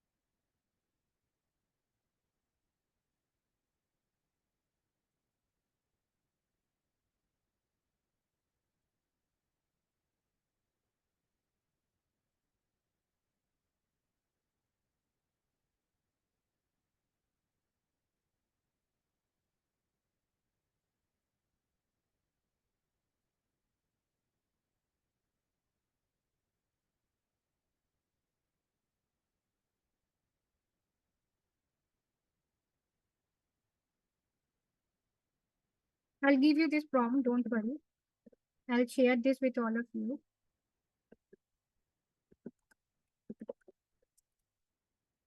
And let's say that I'm using, trying to build an AI tool similar to, let's say I'm using Blinkit, okay?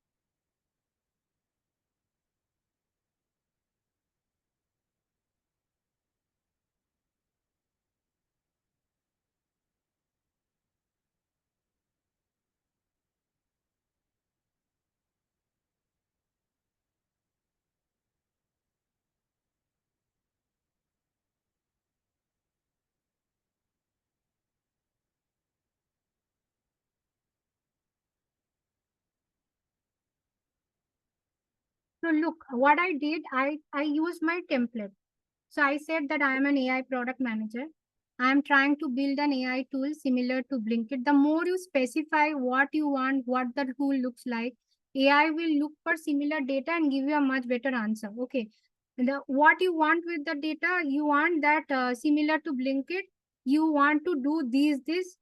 What is that? One is that it should give a gather accurate market data, and I want the site, the sources, I mean the data URLs, provides me the customer segments who are using that particular product. In this case, the Blinkit market research I am doing helps me do deep analysis on various consumer behavior.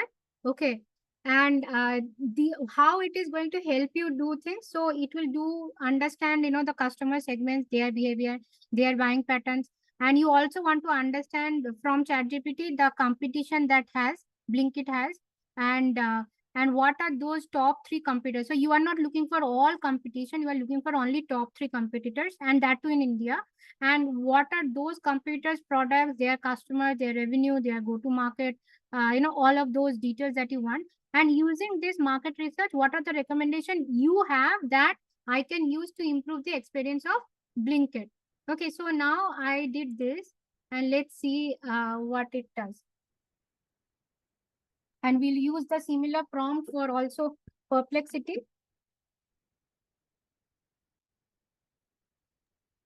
So it's first starting with the AI data for Blinkit, what all, and it has kind of, given you so that it didn't do the hallucination. It's actually, when you click, these are the real data sources. Okay, now you are saying that, okay, the customer segmentation and behavior for Blinkit. It's telling urban families and also the budget and the value of, and even the we can add on top of this, not just trusting only the AI input. You can also ask that people, it's a last minute problem, right? We try to solve with Blinkit. Arey, mere paas ye nahi hai. This is night 11 p.m. How do I get this thing? So you quickly order it on Blinkit, right? So those last minute people that AI has not taken it, and you should include those few types of segments also. And then what is the behavioral insights you get, that it is truly AI driven personalization boosts the conversion and the loyalty. And this is, these are the things it has taken. It is telling Gen Z and the millennial users value intuitive UI and the seamless. As I told you, they don't want any friction. They want, things to be pretty straightforward, minimal usage, nice appealing screen that helps them to do the task. And most users prefer products within a 2 kilometer radius for delivery efficiency. That is also. So in none of the case AI has done the hallucination. Now the competitive landscape, so you are finding Zepto, you are finding Swiggy. If you have some specific other competitors also, other than, see what I asked, who are other competitors, top three competitors of Blinkit, right? It has also included Blinkit as one of the competition. So this is not the thing what I wanted. I wanted Zepto and Swiggy. And okay, let's say Instamart already taken, but then there could be another other tool that you can, I think, what was that? Flipkart also has it, right? So it could have taken Flipkart. Now it is behavior analysis tools. It is where the AI should enable. Now you are trying to build a tool similar to Blinkit. So what is that you should take care of is that segment level demand forecasting. LSTM model. What is LSTM model? Go and read it. Okay, here, this is a very good thing, by the way. Now, this archive.org, they keep coming with very nice material, and have every day at least 15 to 20 minutes of time reading more AI based topics that is coming in. Then when you are looking into the AI tool, of course the segment level demand forecasting. Other than that, basket and frequency patterns. Basket means what can be the combo, what can complement. When you show the toothpaste, with the toothpaste you are showing the brush, but with the toothpaste and brush, maybe what is the next thing you need in the morning after toothpaste? Maybe a bread and milk. I'm not sure. You need to do an experiment and see will that help, right? Identify the different types of bundles and see which bundle is working better, right? And then price elasticity analysis to select that not too much of promo, only the promo that is typical for that particular basket, so that you are not overwhelming the people with this pop-up, that star things, this is dangling and those kind of things. No, not too much, very, very minimal, so that the user is motivated to do that one task that you want them to do. And then the last one is geospatial demand heat maps to optimize dark store placements. Yeah. So this is also, you need to identify that within 2 kilometer delivery. This is a very, very important concept. So within 2 kilometer delivery, what are the things that you can actually identify? Which are the stores, which can actually keep these details or this inventory for that particular product, for that particular company. Now, strategic recommendation, hyper localized promos, what kind of, so it has given more or less generalized. Now, you as an AI PM should come up taking one cue, coming up with one specific campaign. So let's say you want to do that 2 kilometer radius campaign you want to do, and see campaign in the sense you want to do an experiment and see if your AI tool is able to predict the behavior that based on that 2 kilometer radius you have chosen. Let's say there is a watch shop, there is another KPN kind of a shop, and let's say there is this tailor shop, which is a big tailor shop. So where you can keep your inventory, let's say like a too big freezer, and so you can think you can do that experiment in the tailor shop and also in that grocery shop. In that case, your grocery shop is also your competition.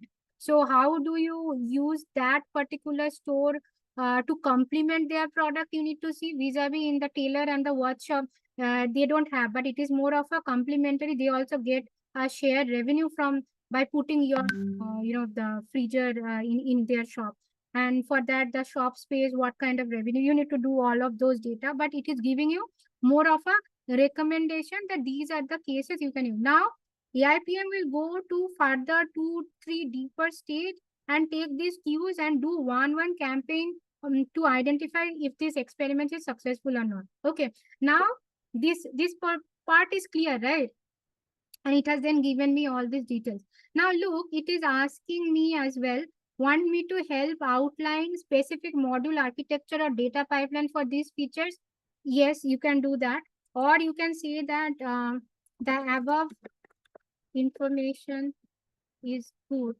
However, I would like to improve the following.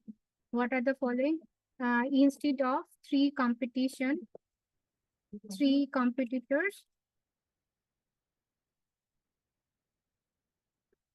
section, you have used Instamart and what was the other thing?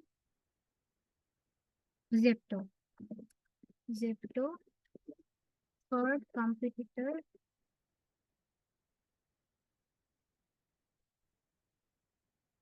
is missing, should not be linked.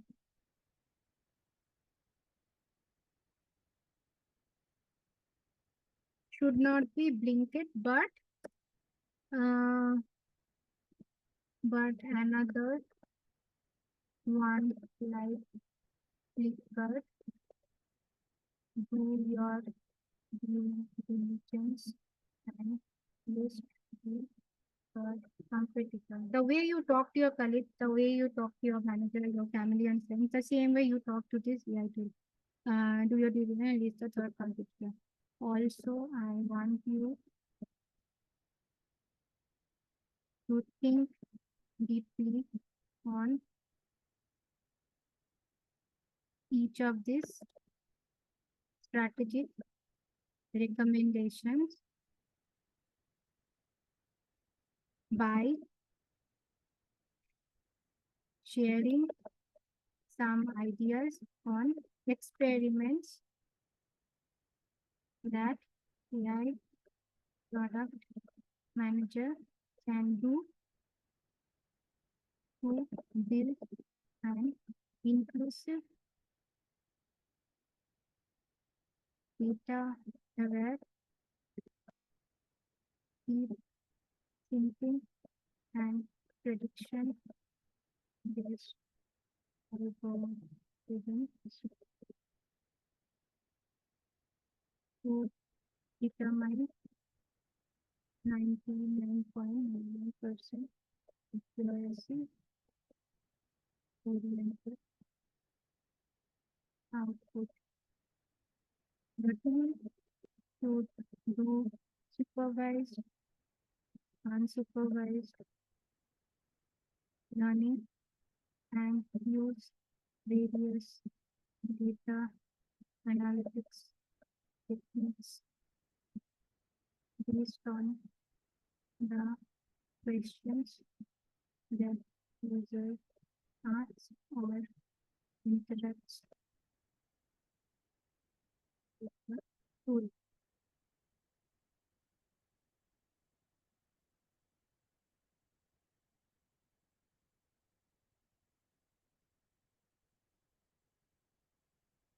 So it has now, I have asked to Flipkart, but I told, look, do your due diligence and then tell me. Then it has given me those data that why it has taken not Flipkart, but BB now. Okay. You can also ask that please also do an analysis on Flipkart so that you yourself can also validate, is it BB now or is it Flipkart, which one you two should take, right? Ask everything. This is where I'm working as a AI PM, that okay, to build an AI powered tool that's inclusive, data aware, deeply predictive, supervised or unsupervised, where it will use unsupervised, where it will use supervised. And I'm okay with this concept. This is what exactly I also wanted. Because when you ask, how are you analyzing, how are you predicting, they will tell you, these are my models. And this is where you need to see and sign up those models, right? So recommender system, dynamic basket, how it is doing, train collaborative filtering, right? Plus deep learning, product embedding plus net style visual features. So you want to show this feature of slim milk coming from Good Life, and then you are showing another one, Nestle which also has a sling mail. Now, which one you prefer? And you put both the images. And let's say budget shopper will always go for Good Life, whereas the premium buyers will go for Nestle. And you want to see how many cases people choose this, and therefore your sales has increased because you have shown one is low price, another is the high price. And in this case, that person has not compromised on buying a low thing because it is a daily essential item. And for whom you are buying? You are buying, most of the time it's a female who is buying, right? Men don't do the grocery shopping in the morning until unless you are a student or you are a bachelor and you don't have a family, you are staying out. So in that case, what in this case as a female behavior would be? Female behavior would be, I will not compromise on money. I will definitely want the best health for my family. Whereas for a student, they are short on the pocket money, they will buy Good Life or maybe a lesser version of Good Life. So you need to understand different types of experiments, image, maybe the embedding the product, complementary product, combo product, and you need to do this A/B testing. And then of course, rule based also, identify the incremental basket value. When you are checking out, that time also you show something else. With this milk, we have come up with a very multi-grain bread, which is on zero maida, and chia seeds, watermelon seeds, all these seeds are there. And you also give some star system, some testimonial showing this, and see that if this ask them to do a better buying another, the person hasn't thought, but then they went for the incremental basket, right? So do this. See, in B2C, doing things a lot easier in B2 compared to a B2B, because you can't really know that what that person will be asking, what the tool's behavior is. So we need to do a lot more experimentation in B2B versus B2C, because things are not clear here. And of course, the price, you can do another campaign on price elasticity. You can do this dark store thing delivery. So it has given me a far more detail. Okay, and see how it is going to give you 99.99% accuracy. The module, for this module, the goal is this. This is the technique, and this is the experiment feedback. You can copy this, right? And let's say from this, you are only picking up these two. The bundled one, you want to do an experiment, and the prediction one, you want to do an experiment. So you show this model that in this case. So this is what AIPM should be doing, not telling you that completely copy everything, but add few things what I told, this has been missed out. Now, let's do the same experiment in Perplexity and see what kind of inputs we get. So I copy the same prompt that I've given on top.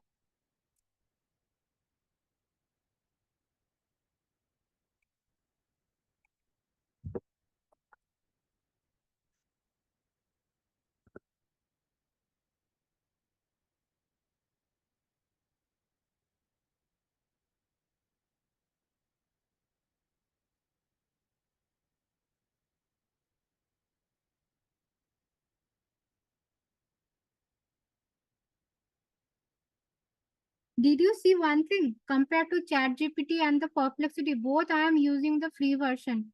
Perplexity is a lot more deeper when it comes to market research. It uses a lot more data sources compared to ChatGPT. And everywhere it has, it has. So always, use 2, 3 tools, compare the data, identify what was the missing point in the previous tool, but in this case, what is the additional point and how I will do this. Okay, it has also given the Blinkit as a thing. Okay, and then it has also done, but these analysis and compared to ChatGPT analysis is little different. Okay, these are more or less same thing, product range and partnership ChatGPT hasn't talked about, but they talked about. Deep penetration, they have talked about this. They have, ChatGPT hasn't talked about this. How you can improve the app experience. Perplexity is throwing some great things which ChatGPT hasn't talked about. Okay, conclusion is this. Now look at this. These are the things you should also ask and gather more deeper analysis. Now let me use the same prompt what I gave to ChatGPT, and I want that same thing if I get from Perplexity.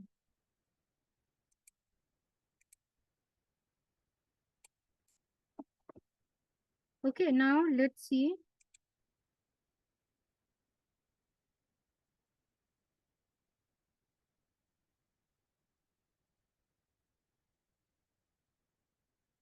See, every time it is throwing, it is exactly the sanity thing when you build an AI tool. When you give a prompt to the AI tool, you should be knowing how the AI tool is functioning. So now I am doing deep research. Now I am going through all the third-party data that is available. Now I am trying to use my thinking in recommendation and the analysis. What should be the strategy be? Then now I am publishing, and so these gives you a confidence. What are the steps the tool has done? What are the approach towards? The most important part is how do you uh, structure your thinking towards it before you start doing it. And this is exactly the AI tool is doing, and that is exactly what Mahant also asked, that if I am going to build a AI tool, these are the things the AI tool has to know. But one thing I really liked in ChatGPT did tell you that the last thing, right? If you see here, it tells you when I told that, okay, accuracy 99.99 accuracy, yeah, how will you get this accuracy? It tells me specifically this module, these details, these techniques, and this is where I will be achieving. So I said, okay, fine, go ahead and then do that. And then final recommendation, it has also given. But it has not talked about those partnership. It has not talked about those, tier two, tier three, how you will expand, how you'll get more buck for the thing. Now look at Perplexity, it has taken Flipkart my minutes, right? Which is a new launch. It has not taken BB now. So it has given you some more data points to you can now tell, can you compare BB now with Flipkart and tell which is the better while comparing these aspects. You can go on. So this is where you are using chain prompting and gathering and sharpening your data before you can put to your audience and create a very holistic presentation. Now, enhanced strategic recommendation with AI experiments. It is also telling you that, look, you have to do this cluster where I will be doing unsupervised. Supervised is precision because you already have previously you achieved, let's say, 70% accuracy. Now you want to achieve 90% accuracy. So what was the loophole in your 70% accuracy? Some of the data didn't give me the right results I looked for. So in this case, you will use both supervised and unsupervised learning and show me the comparison of both, right? So it will then do all of this, right? You should also ask what is the input you have taken in the supervised learning, and in the unsupervised learning, what is the technique you use? Did you use the cluster? Did you use any other techniques? You need to let me know. And then finally, you are doing this. So what it is telling, it is also gave me one step extra, that if you are a designer who is working on the Python, the data science person, you can actually use these as the pseudocode. And when you give them, see, this is where the clustering is used. K-means, I told you about the unsupervised learning, right? And then in the supervised model, there is a classifier class or the function. They have stored this classifier in that model, and then they are calling this model that when there is a particular feature which is applied to this particular cluster, and this is the purchase that has been made by that cluster, then you will store this, that this is a fit. So this way you are actually helping your data science team that you should be using supervised here, you should be using unsupervised here. In this case, you will be organizing the data in the supervised, but in unsupervised, you will be using cluster. If you know the another unsupervised techniques, you can also ask your data science, why only you are doing k-means? Why cannot you do the another unsupervised and show me the comparison of results? This is where an AI PM is helping the team to think better, helping them to choose the right model that the company deserves. So tomorrow, if your manager or your C-suite asks, why did you use K-mean and why didn't you use other thing? You can easily say, look, I have done these two experiments. I see K-means has given me a better accuracy, and therefore I have chosen. And this is what exactly been found in my data science team also. And here is the results.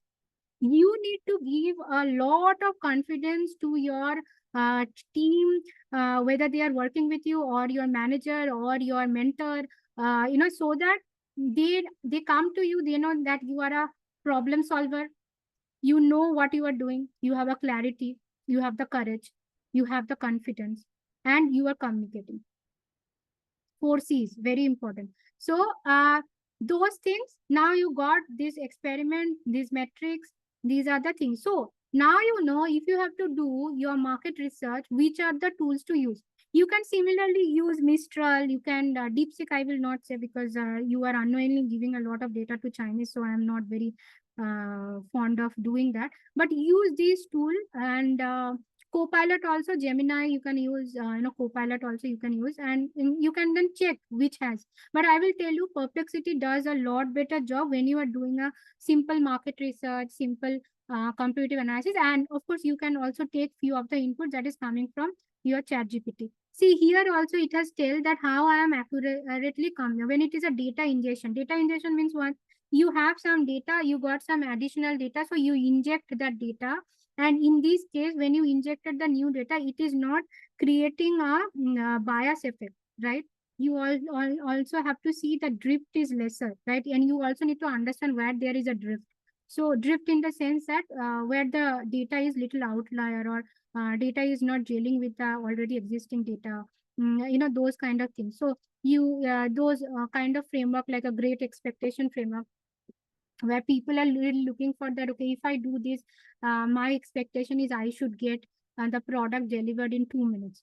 Okay. And in this case, when you are mapping your 2 kilometer delivery thing, and if that person is coming, let's say there already those Yulu or those kind of bikes are there, and even there is a instead of 2 kilometer, there is a 0.5 kilometer dark store. So you will also do that experiments. The 0.5 kilometer will give me 2 minutes faster delivery, or that 5 kilometer. We know expectation is 0.5 kilometer, but you may find that there may be some shortcut that the 2 kilometer person has used, and he has put your things faster. You don't know. You need to do an experiment. That's what. But it is telling you when to do what model and in what validation mode you will be used. So these are the things that when you discuss with your data science people, they will say, oh, this guy knows already what I am doing. This is where they come and they open up and they discuss. But if you just say, look, we have to do this, kind of a business analysis person, but you don't know the inside how the data works, then they will not really trust you. Now they think that you are in the same bucket of them when you ask the right question. I hope this makes sense, right? Yes, ma'am. Okay, now let's go to shorter loop. Okay, and I will also open my shorter loop account, and we'll do a separate experiment, and I'll tell you also going to that the data privacy thing that we are discussing, right? It's still-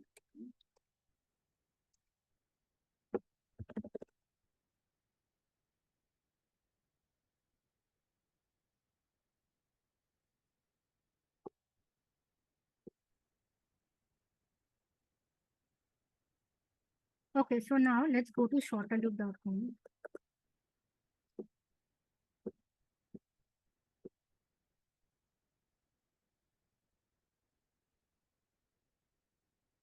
So if you go to the filter, go to the footer section, you will find their privacy policy.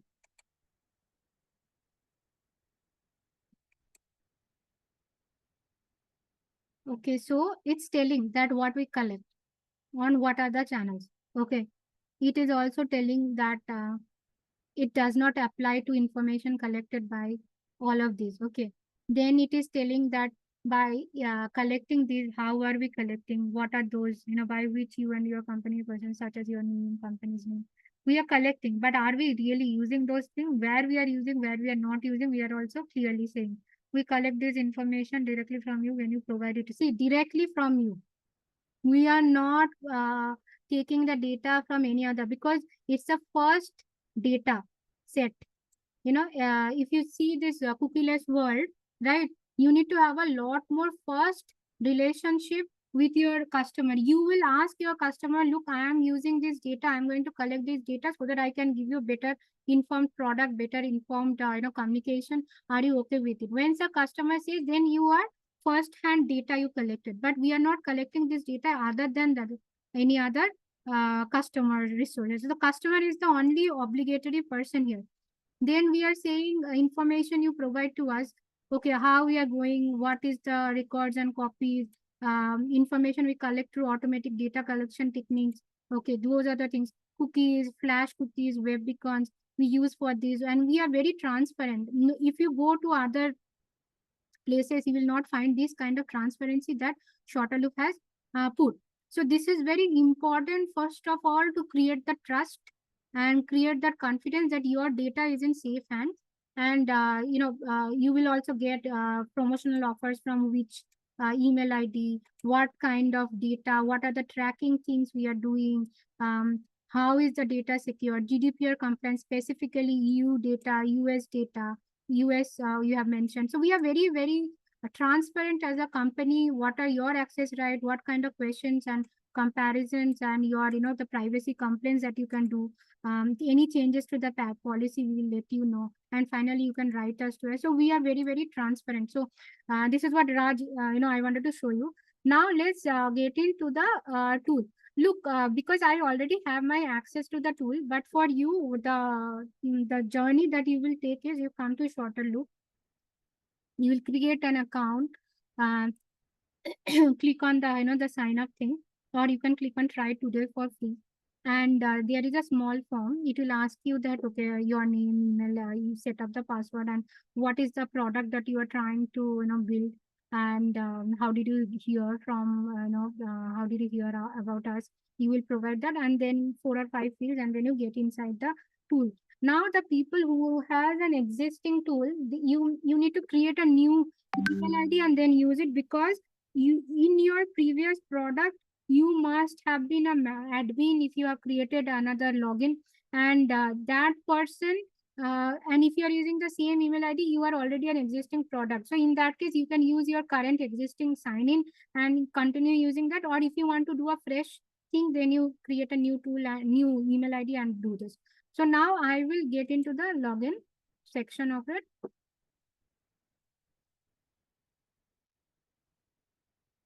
Okay, so let me, so then I go with the sign in tool, because I have my access already.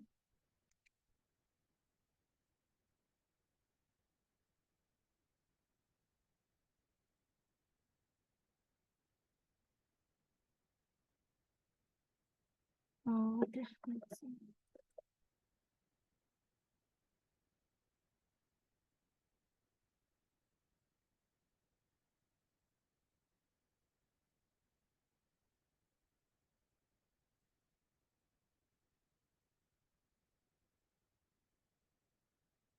Okay, so I have a product when I created, was the name was AgriTech India, and it takes the initials when it shows here.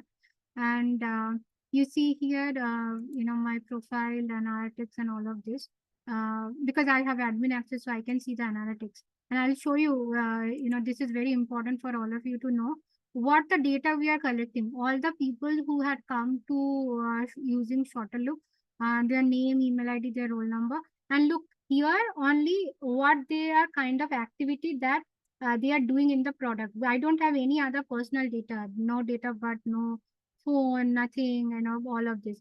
And because I'm an admin, I can download the data and I can see is my product being used rightly, right? So you can see all of this. You can also identify, those data that is being used, who are the recent customers who are using it. Happiest minds. I can see rank book and all of those people, right? So yeah, a lot of companies from different places. You can see these are the new people which I have not seen last time. So I'm not taking any personal data, and these are all first hand data. Okay, so that gives me a kind of confidence. Now let's see this. I want to, because we are in the first module, I will do some research with the product vision. Okay, let me get into, so how I will talk about this product lifecycle management in the next module, but you will have an assignment after this on these 3 tools that I am teaching you right now. But what you can do here is, once you get into the Shorter Loop, use discover section, then go to the product vision. And when you get into the product vision, so because I've already created it, okay, let me create a new product where you have, so let's say I'm creating a product, something like Blinkit, right?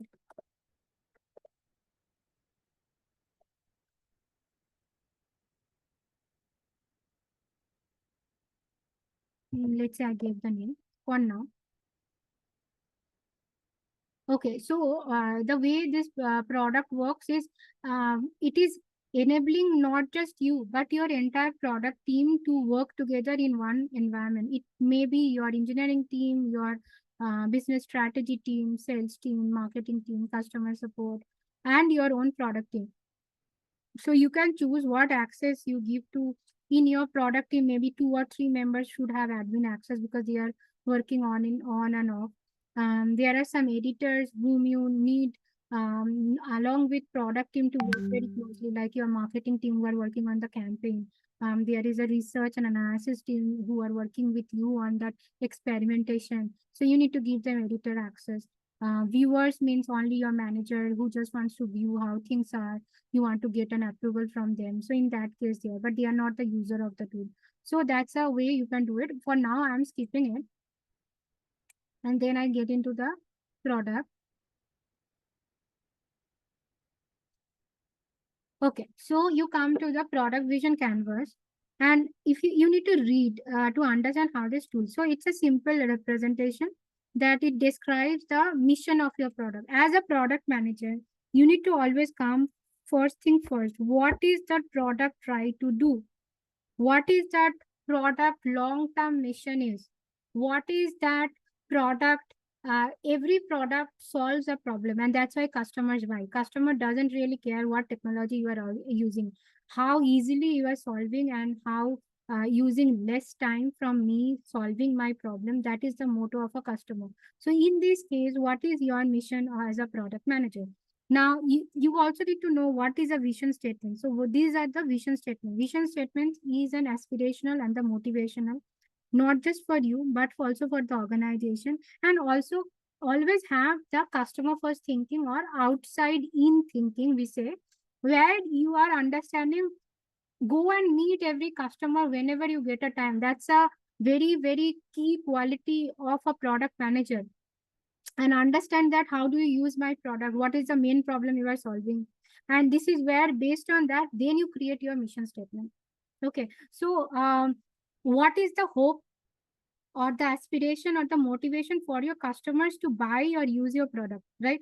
Not just in the long term but also in your short term. Okay, and nowadays most of the companies has a short term metrics and also the long term metrics. So this is the vision statement. Now you got clear, you can click on create and create your vision statement. But before you do that, this is the framework looks like. So there would be a box when you click on create button, you will be able to create your vision statement. It will also tell you based on the vision statements who are your target group, what are their needs, what is the product USP, or in one line, what is it doing, and what are the goals. It will also tell you. So a product manager is a data manager, always has to have a metrics, always when it talks, some assumption or something that it is basing his goal based on that. So all of this. And um, since you are a beginner, so start your vision statement, what you are going to do from now to 5 years to 10 years. Have a very bigger goal, but also you don't know how realistic or unrealistic, but based on some data you have assumed that this kind of calculated risk is fine, and you need to mention those data, of course, store it in your documentation. Use the present tense action words, be clear, concise when you're writing, not too much of fluffy, very crisp sentence. And the passion is here, improve the experience, right? Focus on the business values on the goal. You can talk about there is a problem statement in the industry and we are going to do an exploratory with our new product. How do we can navigate this problem statement better by doing these 3 things? These are the business objectives. So always talk about crisp template, and what does a vision means, what does a target group means, needs, product. You can read all of this and this will give you a better understanding, and then you click on create. So now let's say I am creating quick commerce B2C app for Indian consumers of images, and of images is wrong, of pages between 14 to 75 years. that will replace all the current B2C e-commerce apps like Blinkit. So, and you have, let's say, Flipkart minutes, right?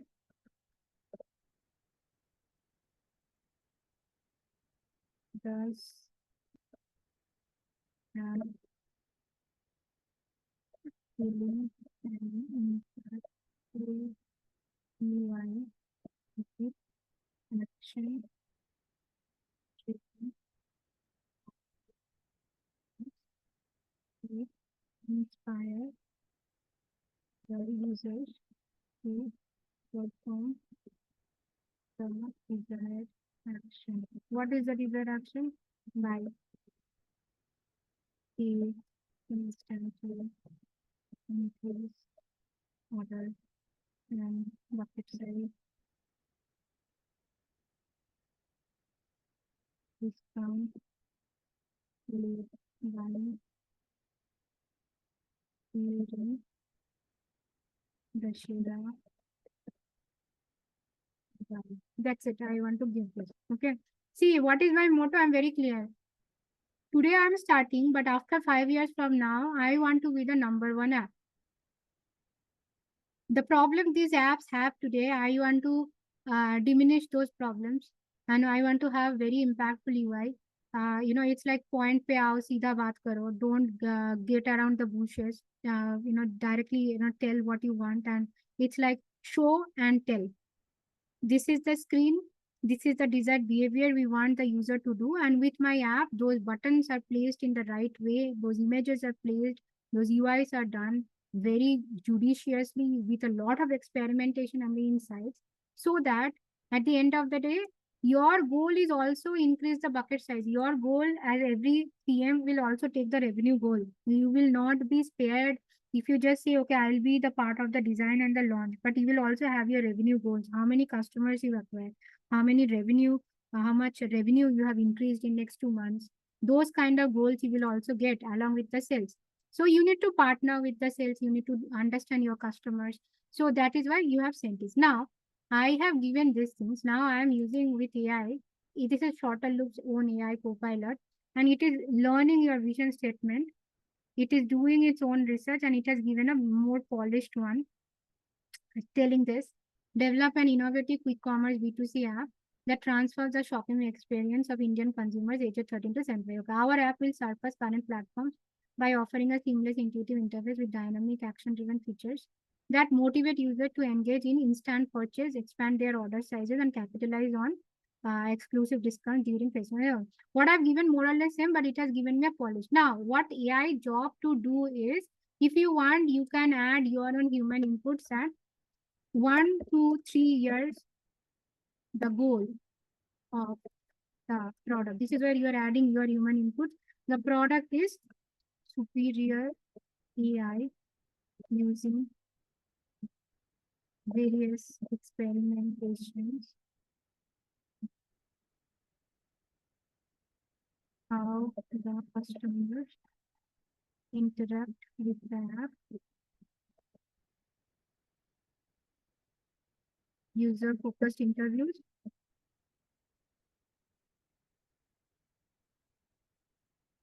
and data available on customer journeys using multiple channels. So you can mention that one of you can for now this is okay, but every now and then vision statement is a living statement. It is not that okay written one time and use all time. No, it is as and when you come and gather more inputs, you will be having a more macro and micro vision statement, and then you will update it, and that way your target group and needs and other things will get refined. So you can write this, right? 1 to 3 years, this is my goal. Then my 4 to what was it, 5 years, right? 4 to 5 years goal is my revenue increase, geo expansion. Geo expansion means previously you were in tier 1, now you are getting into tier 2 and tier 3. consumer customer segments expansion. Could be anything. You can write other things. Okay, so this is my goal now. Okay, now based on this, I am asking AI to gather research. Don't go and blindly copy everything from this, but what it has given is what you have written the prompt. The more you sharp your prompt, more you attach other images, more you give other links. AI will read those and then sharpen your vision statement. Yeah, based on the current vision statement, AI has given me this. Tech-savvy elders, festive buyers, but they have forgot to write the office words. So this is where you add. Okay. You can also add budget shoppers, right? And you can write your Gen Z. Okay, so now I will show this in the part more, but for your research experiments, this is what I'm trying to do based on your vision statement, how it research and gives you the intelligence on what could be your customer segments, what could be the needs of those customer segments, and what is the one line benefits of this product, and of course the business objective. So it is still thinking. Okay, so let it think till that time I come and look for the other details. Sometimes AI will take some data thinking also, time based on the data that we have. And these are the things at a minimum. If this is what your vision for long term, these are the minimal features that you can expect. So it is also helping you when you are creating a prototype. At least focus on these things to create your minimal prototype. You don't have to focus on all 100 features, but focus on only top 8 or top 10 features, so that it is an incremental thing. Product is it is never an never a closed thing. So today it's your goal. Today this is what you develop. After 2 years from now, your goal would be more from the current thing. So that is how you are incrementally doing. So at this point, your prototype will only focus on the basic problem. Without that, your product won't be hit in the market, right? Because your vision is to replace the all other competitors, and therefore what is the kind of business objectives you should have, goals in the sense. Okay, so it has given me, look, I have not asked that you give me the goal 1 to 3 and 4 to 5, but AI has been smart enough and AI has been to look, you cannot do everything at the same time. Let's focus 1 to 3 years goal. Understand and develop the superior AI capabilities, build the right screen, do a lot of user interviews, you gather a lot of insights, then do a lot of experimentation on multiple channels, understand the customers of Blinkit, Zepto, what will switch them from this to the other, right? So that you can then develop those things in your feature, and once the prototype is ready, go and show to those people, and then let them try. That is what a product manager's job is to be done in the first 1 to 3 years, and then 4 to 5 years. Okay, and then now I'm coming to this and I'm identifying for each target group what would be the needs. Sometimes AI will take more time, but whatever it is, if it is still thinking, it is still thinking, and you want to write your own inputs, you can write. So for a festive buyers, let's say I am not waiting for AI to come back, you are writing in the festive buyers, I will have this one festive buyer, let's say what else, shoes that you can get. Yes, give some other example. I'm not getting a better example right now. But yeah, I see what you need. Okay, some quick gift to family and friends. Okay, and then for a teen shoppers, every now and then they have their birthdays, they need these chocolates, right? They need these chips, right? All these junk foods and everything you can write. For a tech savvy, what they need is they are always working on laptop, very busy people. So how I can get something quick eating, as you rightly said. All of these. I think we yeah, there is a background noise. I know we have already surpassed the 10:30 time. So here I stop, and this is where the tool is helping you to polish your vision by doing the right market research and the competitive intelligence of it. Okay, so you saw the inputs are not at all comparable to ChatGPT and the Perplexity. That is a market research on competitive intelligence. Water Loop is a AI product management tool. It helps you to build a clear vision of your product by doing the right research, by doing the right. Please, if you can mute your lines, I hear some background noise. And the target groups and the needs, and then accordingly your goals, because PM also has to have a business goal so that you take it. With this, I will now go to my slide. I showed you all the three tools, right? Now I will get inside the presentation that I had. It is one. Okay, let me open this thing. Hello. Okay, so we were here, right? Now I will talk about. Guys, can you please unmute? Can you please mute the line? I have been hearing a lot of voice. I can hear. Yeah, now it's better. Okay, so coming back, you learned the discussion thing. I then showed you these three tools, and then based on this, your assignment will be this.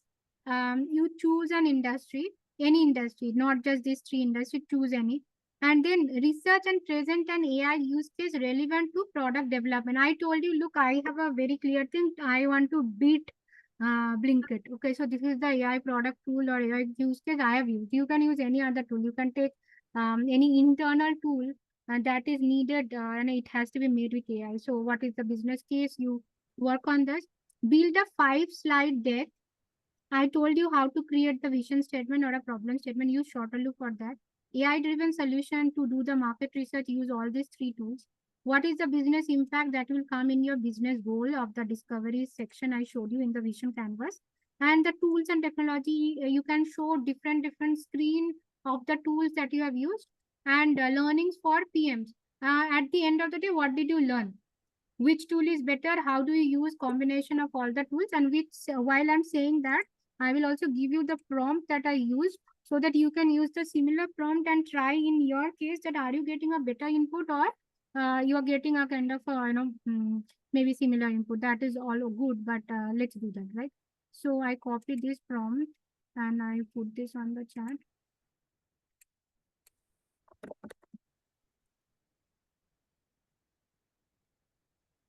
Okay, this was the first prompt.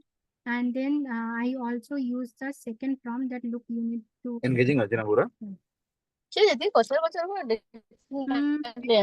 interactive. Prompt 2. Okay. So here, this is the thing. Okay, so with that, we come to the end of this. Ma'am, can you share that 5 slide? I couldn't. You will get the recording. So generally, it is all staying in the the LMS that EduinX has. And Trupti, I see you here. So please share the recording today to all the participants, because they have to do this assignment, which I have shown it. Trupti, you there, right?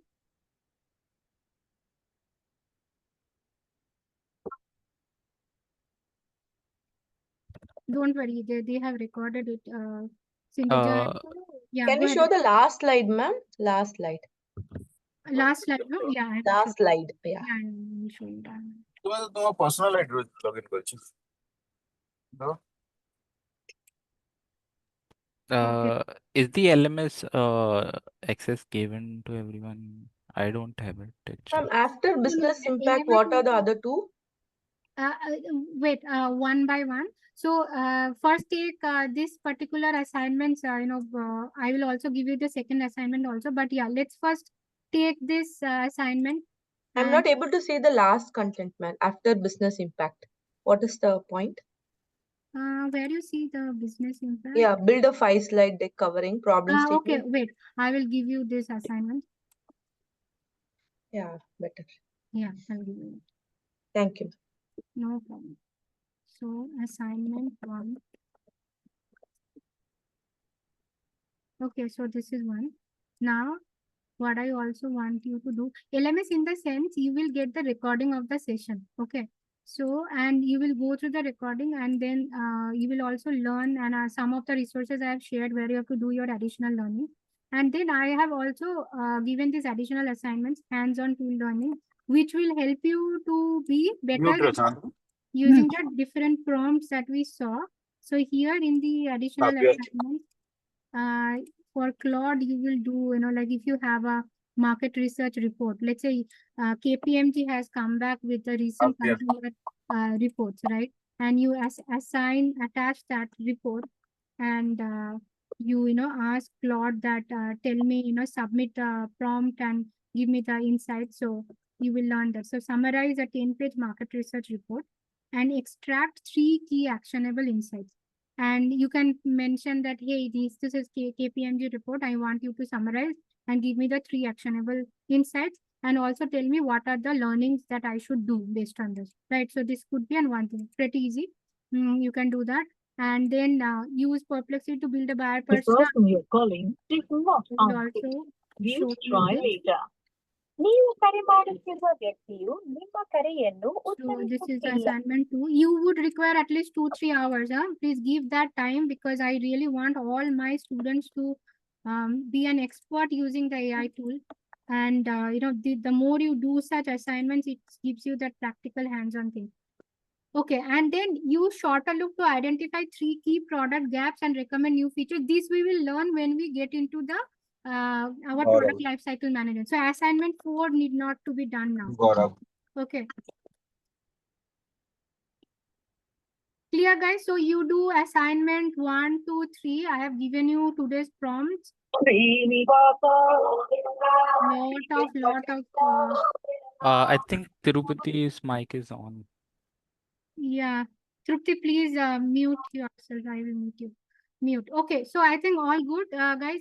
Let's go ahead and do this assignments, and copy all of this. I have put it on the chat. I'll give some times for you to copy from the chat, and once all of you are done, then we will end the session.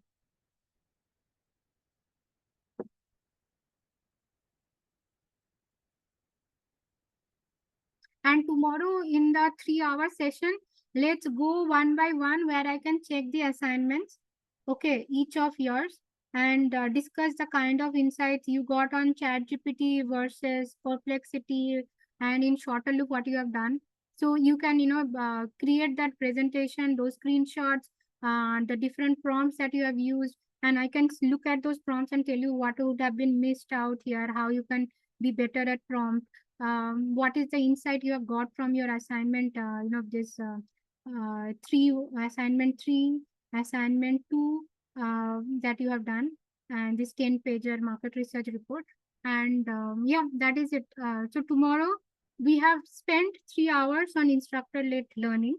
Now let's spend tomorrow 3 hours to do these assignments. You have already done those assignments. Let's show. If you have not done some of the assignments, you have some doubt, let's clarify the doubts tomorrow. Okay, so this will be a practical hands-on session looking at your inputs and then helping you out that what could have been done better, or if you have done everything right.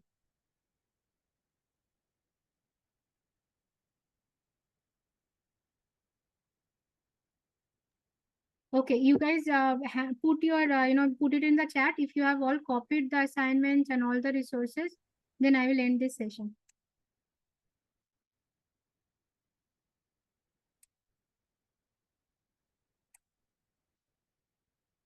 Okay, good. Arun, Raj, Mohan, fine, 3 people. At least tell me some feedback from this session. Does it really help you understanding how AI works? What is your focus? How will you rate this session? Jyotsna copied, 4 of you copied. Did you know everything? Did you learn something new? Will you implement this? Vishnu copied, okay.